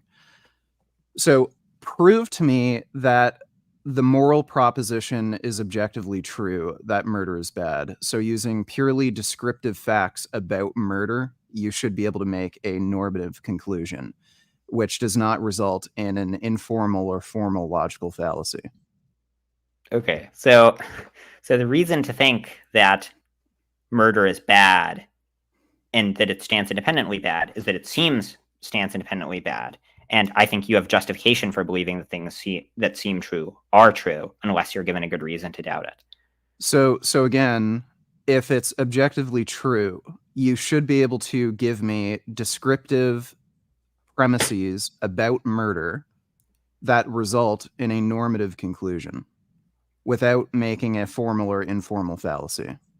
I don't think that's true, because I don't think the wrongness of murder isn't entailed by its purely descriptive properties. It's entailed by its normative properties. It's because of then you cannot prove it's objectively true, because a normative property requires a mind. Well, I don't think a normative property requires a mind. Then prove it. Then you should be able to Well, demonstrate using purely descriptive facts that those premises result in a normative conclusion. Well, if you can't do that, then you don't have an argument that a moral proposition or value is objectively true. I'm not trying to get a moral conclusion from purely descriptive premises. As I agree, you can't do that. My claim is that there are certain moral truths that that's a concession that there's no objective moral truths. No, it's not a concession that there are no objective moral truths. It's a concession that it is not the case that objective moral truths follow from descriptive facts. My claim is that the normative truths are brute. Well, many of the normative truths are not brute and follow from other normative truths. But the basic moral truths will of course be brute. Now, in terms of how we know that there are moral truths, well, that's what the argument I was describing before tells you about. But so imagine you did this about mathematics. The premises require a mind. Like the premises you made required a mind. Well, if you think that, like if you think of something and it seems bad, then you can assume it is bad. That all requires a mind. No, but I wasn't explaining the thing in virtue of which it was wrong. I was explaining how we come to know that it's wrong, right? So just as, for instance, the way that I know that there's a rock outside my room is based on features having to do with my mind, right? I come to observe the rock because of things about my mind. That doesn't mean that the rock is dependent on my mind. It just means that the way that I know that there's a rock is dependent on my mind. Certainly the way that we come to know that moral realism is true is dependent on our minds, as is true of, the way we come to know anything is dependent on our minds. Yeah, but we know the rock is not dependent on our mind, because if a mind wasn't present, the rock would still be there. However, with any kind of moral proposition or value, it requires the presence of a mind. If there was no mind existent in the universe, rape would still, rape is nothing. Like there wouldn't be any objective truth about rape or murder, or anything like porn watching, jerking off, like anything that you consider morally wrong. That all requires a mind, and the reason your mind thinks these things are bad because you have certain premises. or So sorry, certain preferences. Yeah, so I think it's a bit confusing. So people often talk about moral realism being the thesis that there are mind-independent moral truths, and I think that that's generally a bad way of doing it. I think the better way of talking about it is something like stance or belief independent. Right. So, for instance, take something that I'd want to say is objective: the fact that there are minds. When I say it's objective, I mean something like the fact that it's true doesn't depend on what we believe about it. But it would be weird to say the fact that there are minds is mind-independently true. Well, so if there were no minds, there would be mind, So I think, the better way to think about it is that there are certain moral truths that don't depend on what we think about them. And then I think that in that case, that I think there are a lot, then it's very plausible that moral truths are stance independently true. So for instance, if you take if you imagine everyone in the world approving of like torturing babies, and you imagine people in that world, they utter the sentence, baby torture is great. I think they'd be wrong. I think baby torture wouldn't be great. I think if they said baby torture is bad, true within your own mind. Well, how I come to know that that's true certainly depends on features of my mind. Just like how you come to know that there's an external world depends on features of your mind. Just like how you come to know that certain logical truths are true depends on your mind. But the fact itself doesn't depend on your mind. And you haven't given an argument for why you think it depends on your mind. You're just sort of asserting it. Yeah, the argument would be so P1, subjectivity is that which requires a mind. Moral propositions or values require a mind. P2, that would be P2. Q, therefore, moral propositions or values are subjective. Okay, right. So depending on exactly how we cash out the premises, I'd be doubtful of one or more of them. So when you say subjectivity, something is subjective if it requires a mind. Would you agree with the statement that is the following statement objectively true? There are minds. Yes. Does that statement require a mind? No. So when you say it requires a mind, in what sense does it not require a mind for there to be minds? Well, the question's a little paradoxical because, like, if I were to say, do unicorns exist? If unicorns were to exist, that would be true. If unicorns didn't exist, it would not be true.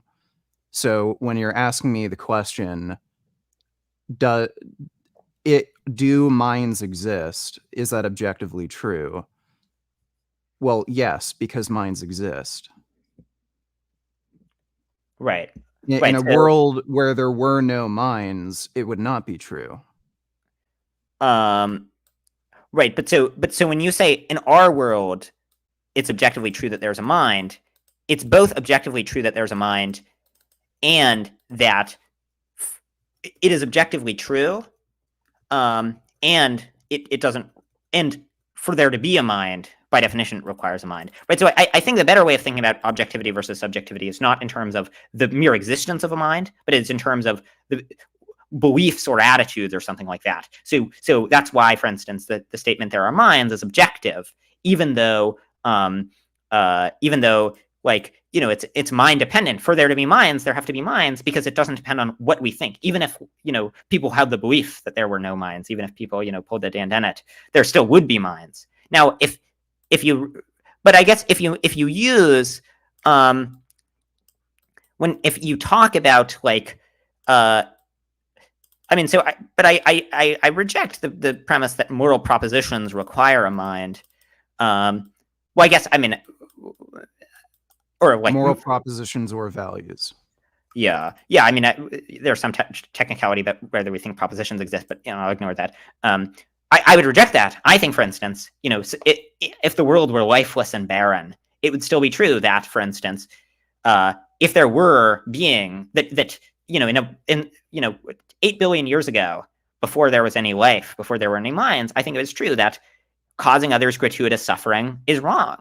Now, of course, there was no one around to cause any gratuitous suffering, but it was true that had there been any gratuitous suffering, that would have been bad. Similarly, 8 billion years ago, it was true that if a bunch of well-off people were created, that would have been a good thing. So, can you make an argument, and I would preferentially have it be formalized, that suffering is bad? Yeah, objectively speaking. yeah.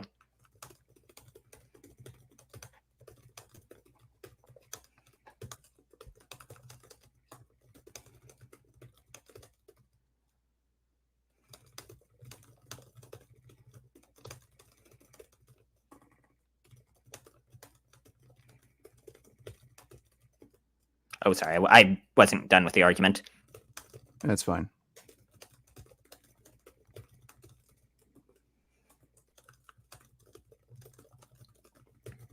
Technically, the conclusion of the argument I gave was we should think that suffering is stands independently bad, not, but it's the same idea. So P1, it seems that suffering is a stance independently bad. It seems that, so P2, if it seems that suffering is bad, we should think that suffering Wait, sorry, is bad. I formulated it. Just pretend that all the instances of me using the word bad were prefaced by the words stands independently in the argument. I can rewrite it if you want. Stance independently bad? Yeah. Every time I say bad, Okay. assume I just said. So P1, it seems that suffering is a stance independently bad. Yeah. Okay. I'll just rewrite it. Yeah, just rewrite it.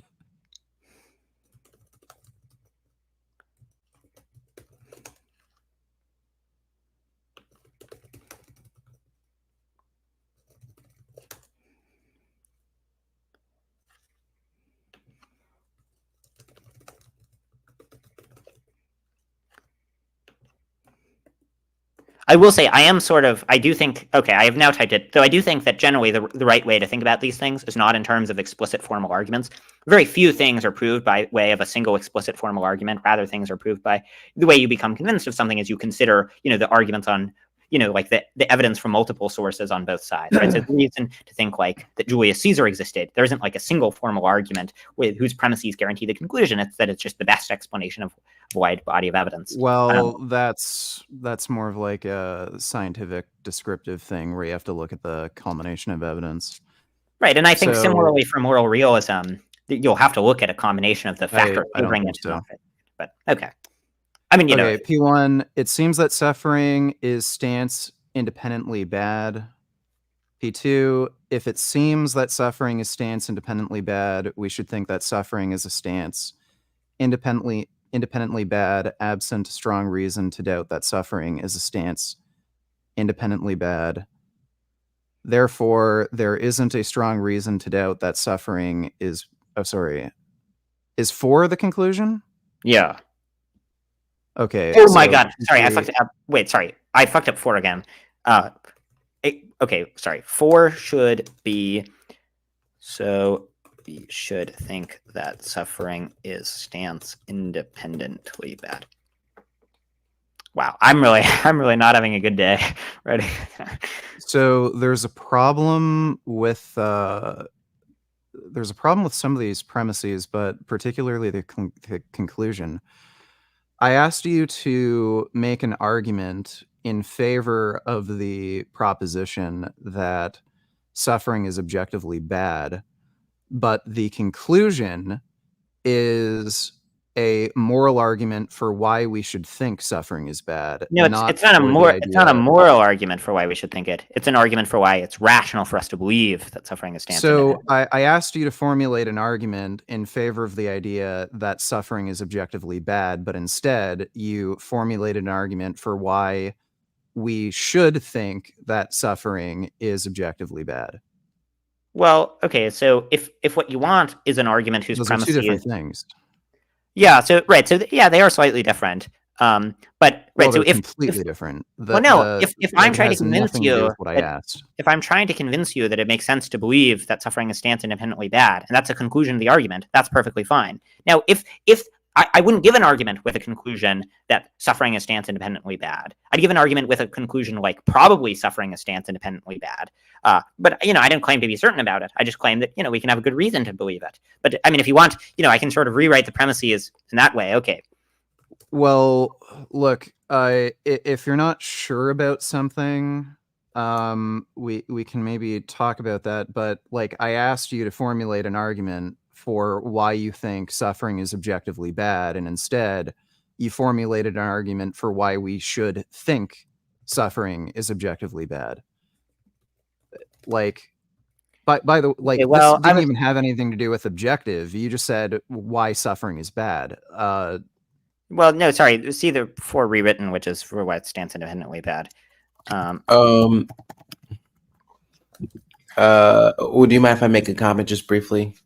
Yeah, no problem. Okay.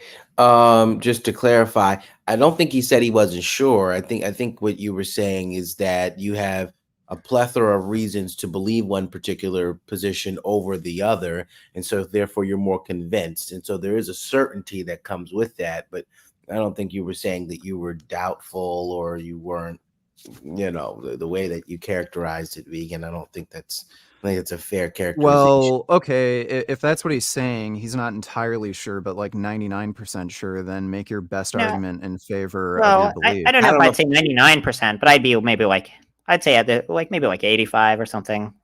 Somewhere around yeah, then okay. just right. So like your argument basically yeah. is... So I just right. So the new rewritten version has a conclusion: suffering is probably stance independently bad, and that's what arguments tend to get you. Unless they tend not to get certainty about things. Well, your argument is that this position is more convincing than the other position, and at least you're compelled by it. It sounds. Okay, so first of all, I still have an issue with the argument you're making. So you're saying it seems, it appears, probably.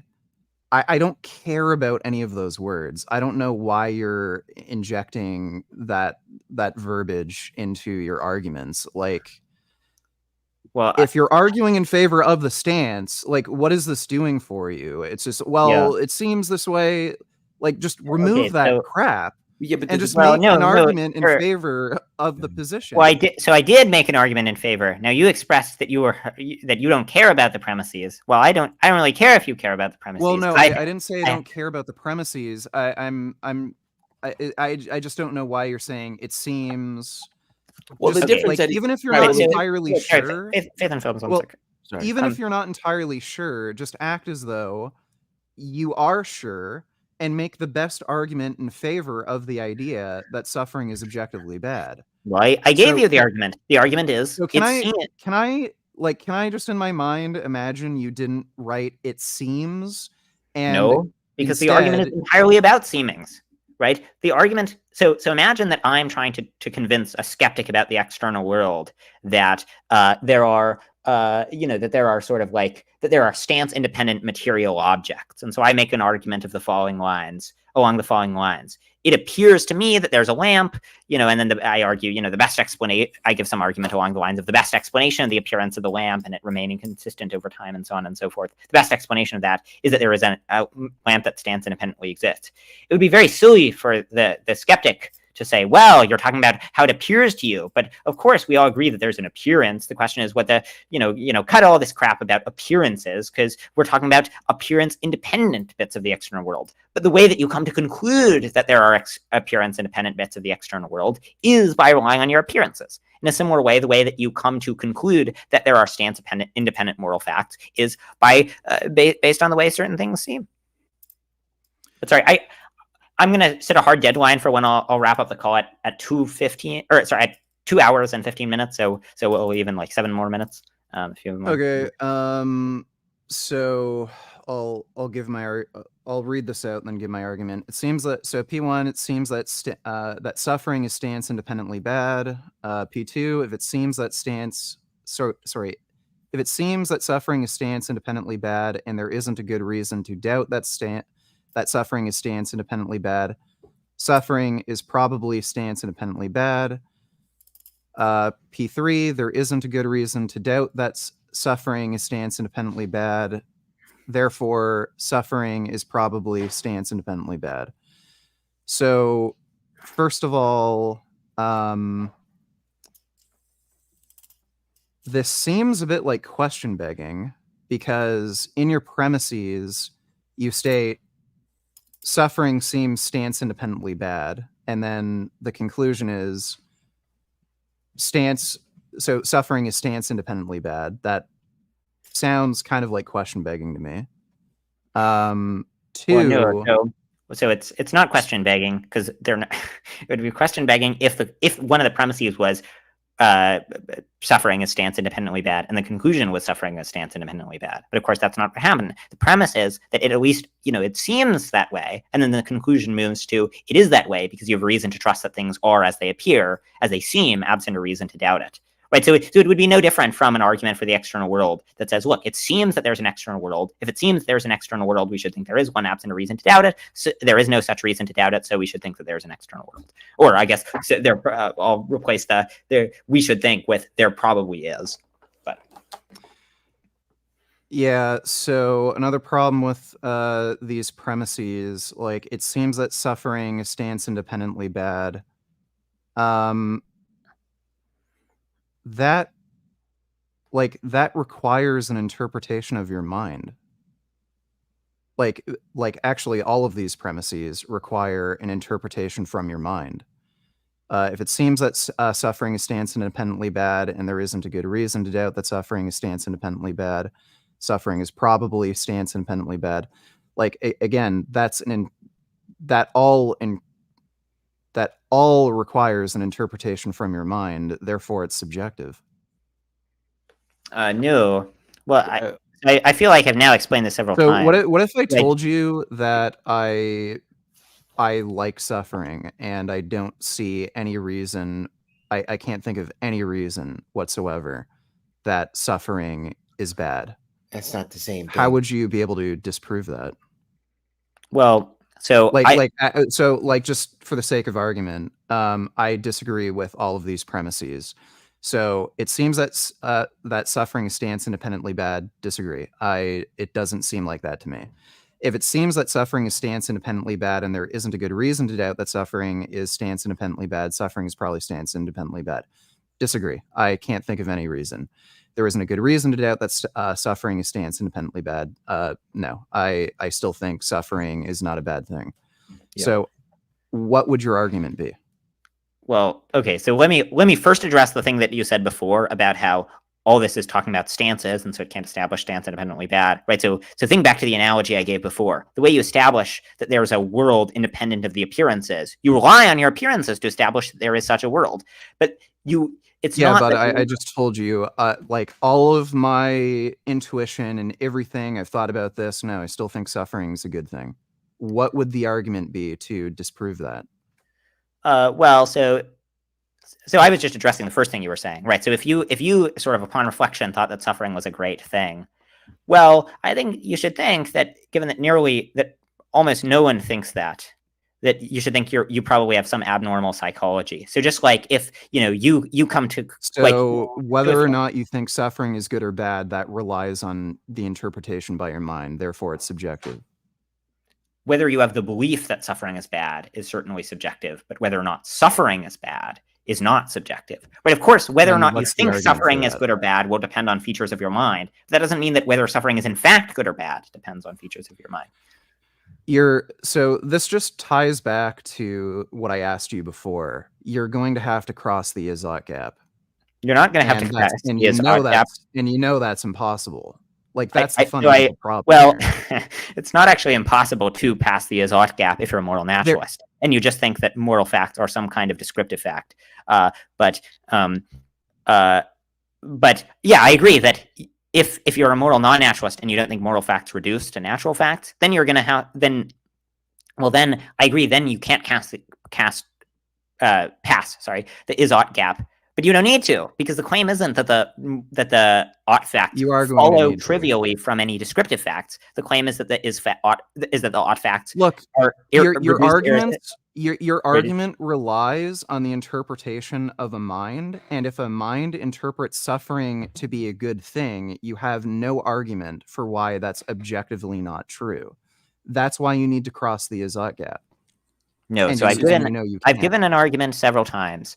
It is true that if a person thought that suffering was, it seemed that to a person that suffering is good, then presumably they would be of the belief that suffering is good. But that doesn't tell us whether suffering is actually good. If the way that things come to you, end up conflicting radically with the way that things seem to other people, then you should think probably you're just sort of out to pasture. Probably you're the one who's confused. If you think that seemings are generally reliable, then if your seemings are radically out of So accordance if with the most seemings people merely, think the Earth is flat, then that's more likely to be true. well, it would depend on. So I would claim that people have that there's a defeater for the belief that lots of people have that the Earth is flat. Right. So you shouldn't just trust. Yeah, that you'd use descriptive facts. If you go up high enough in the atmosphere, you can see a curve. Like ships going out to sea, the sail go. Yeah. Like you can see. Well, and when you're also, higher. I mean, like the reason Those why are people descriptive think the Earth was facts. flat was because like it looks flat to them, right? But I claim that that's not a very good reason to think that it's flat. Yeah, but just so, if it, so yeah, if you it agree, seems, just because other people think a certain thing, that doesn't make it true. So you can't use that as an argument to prove that suffering is objectively bad. So yeah. that's just So I'm going to wrap bad up in a argument. moment. But just the thing I was saying, it wasn't that the fact that people think that suffering is bad is what makes suffering bad. It's that the fact that people think it gives us evidence that it's bad. Now, in the case of the Earth being flat, that's not an I argument. claim we did. Well, it is an argument.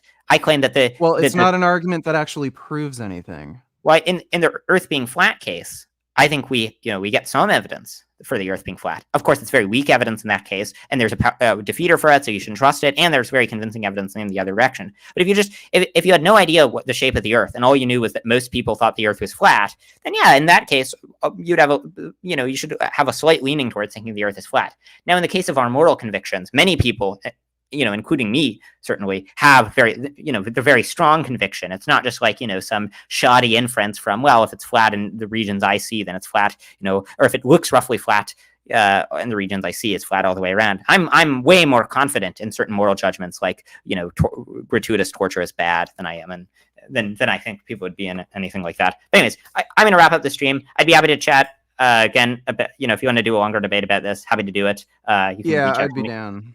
me on Discord or something, or shoot me an email. I think maybe I have your Discord. Is your Discord is it Mr. Horse or something? Well, I have a public Discord. Okay, I'll just give you my Discord name. How do you friggin' do that? Oh wait, down here. I can't freaking remember shoot. how do you copy your name? God damn it. I'm not sure if there's a way to on Discord. I just typed it in. Let me see. I can. That's not it. I can give you mine. I can put it in the side chat. Okay, I did that. So do you want to shoot? Yeah. Okay, Matthew, thank you so here we much. go. It was great to listen to while doing homework. I've got it. I'll copy it in the side chat and then just send me a request. Okay, will do. Yeah, thanks for coming. Thanks for watching, everyone. Thanks for thanks. Oh, we're apparently already friends. Wow. Okay, good. So just message me. Yeah. Okay. Thanks for chatting, everyone, and thanks for watching. Have a good one. Bye. All right, take care.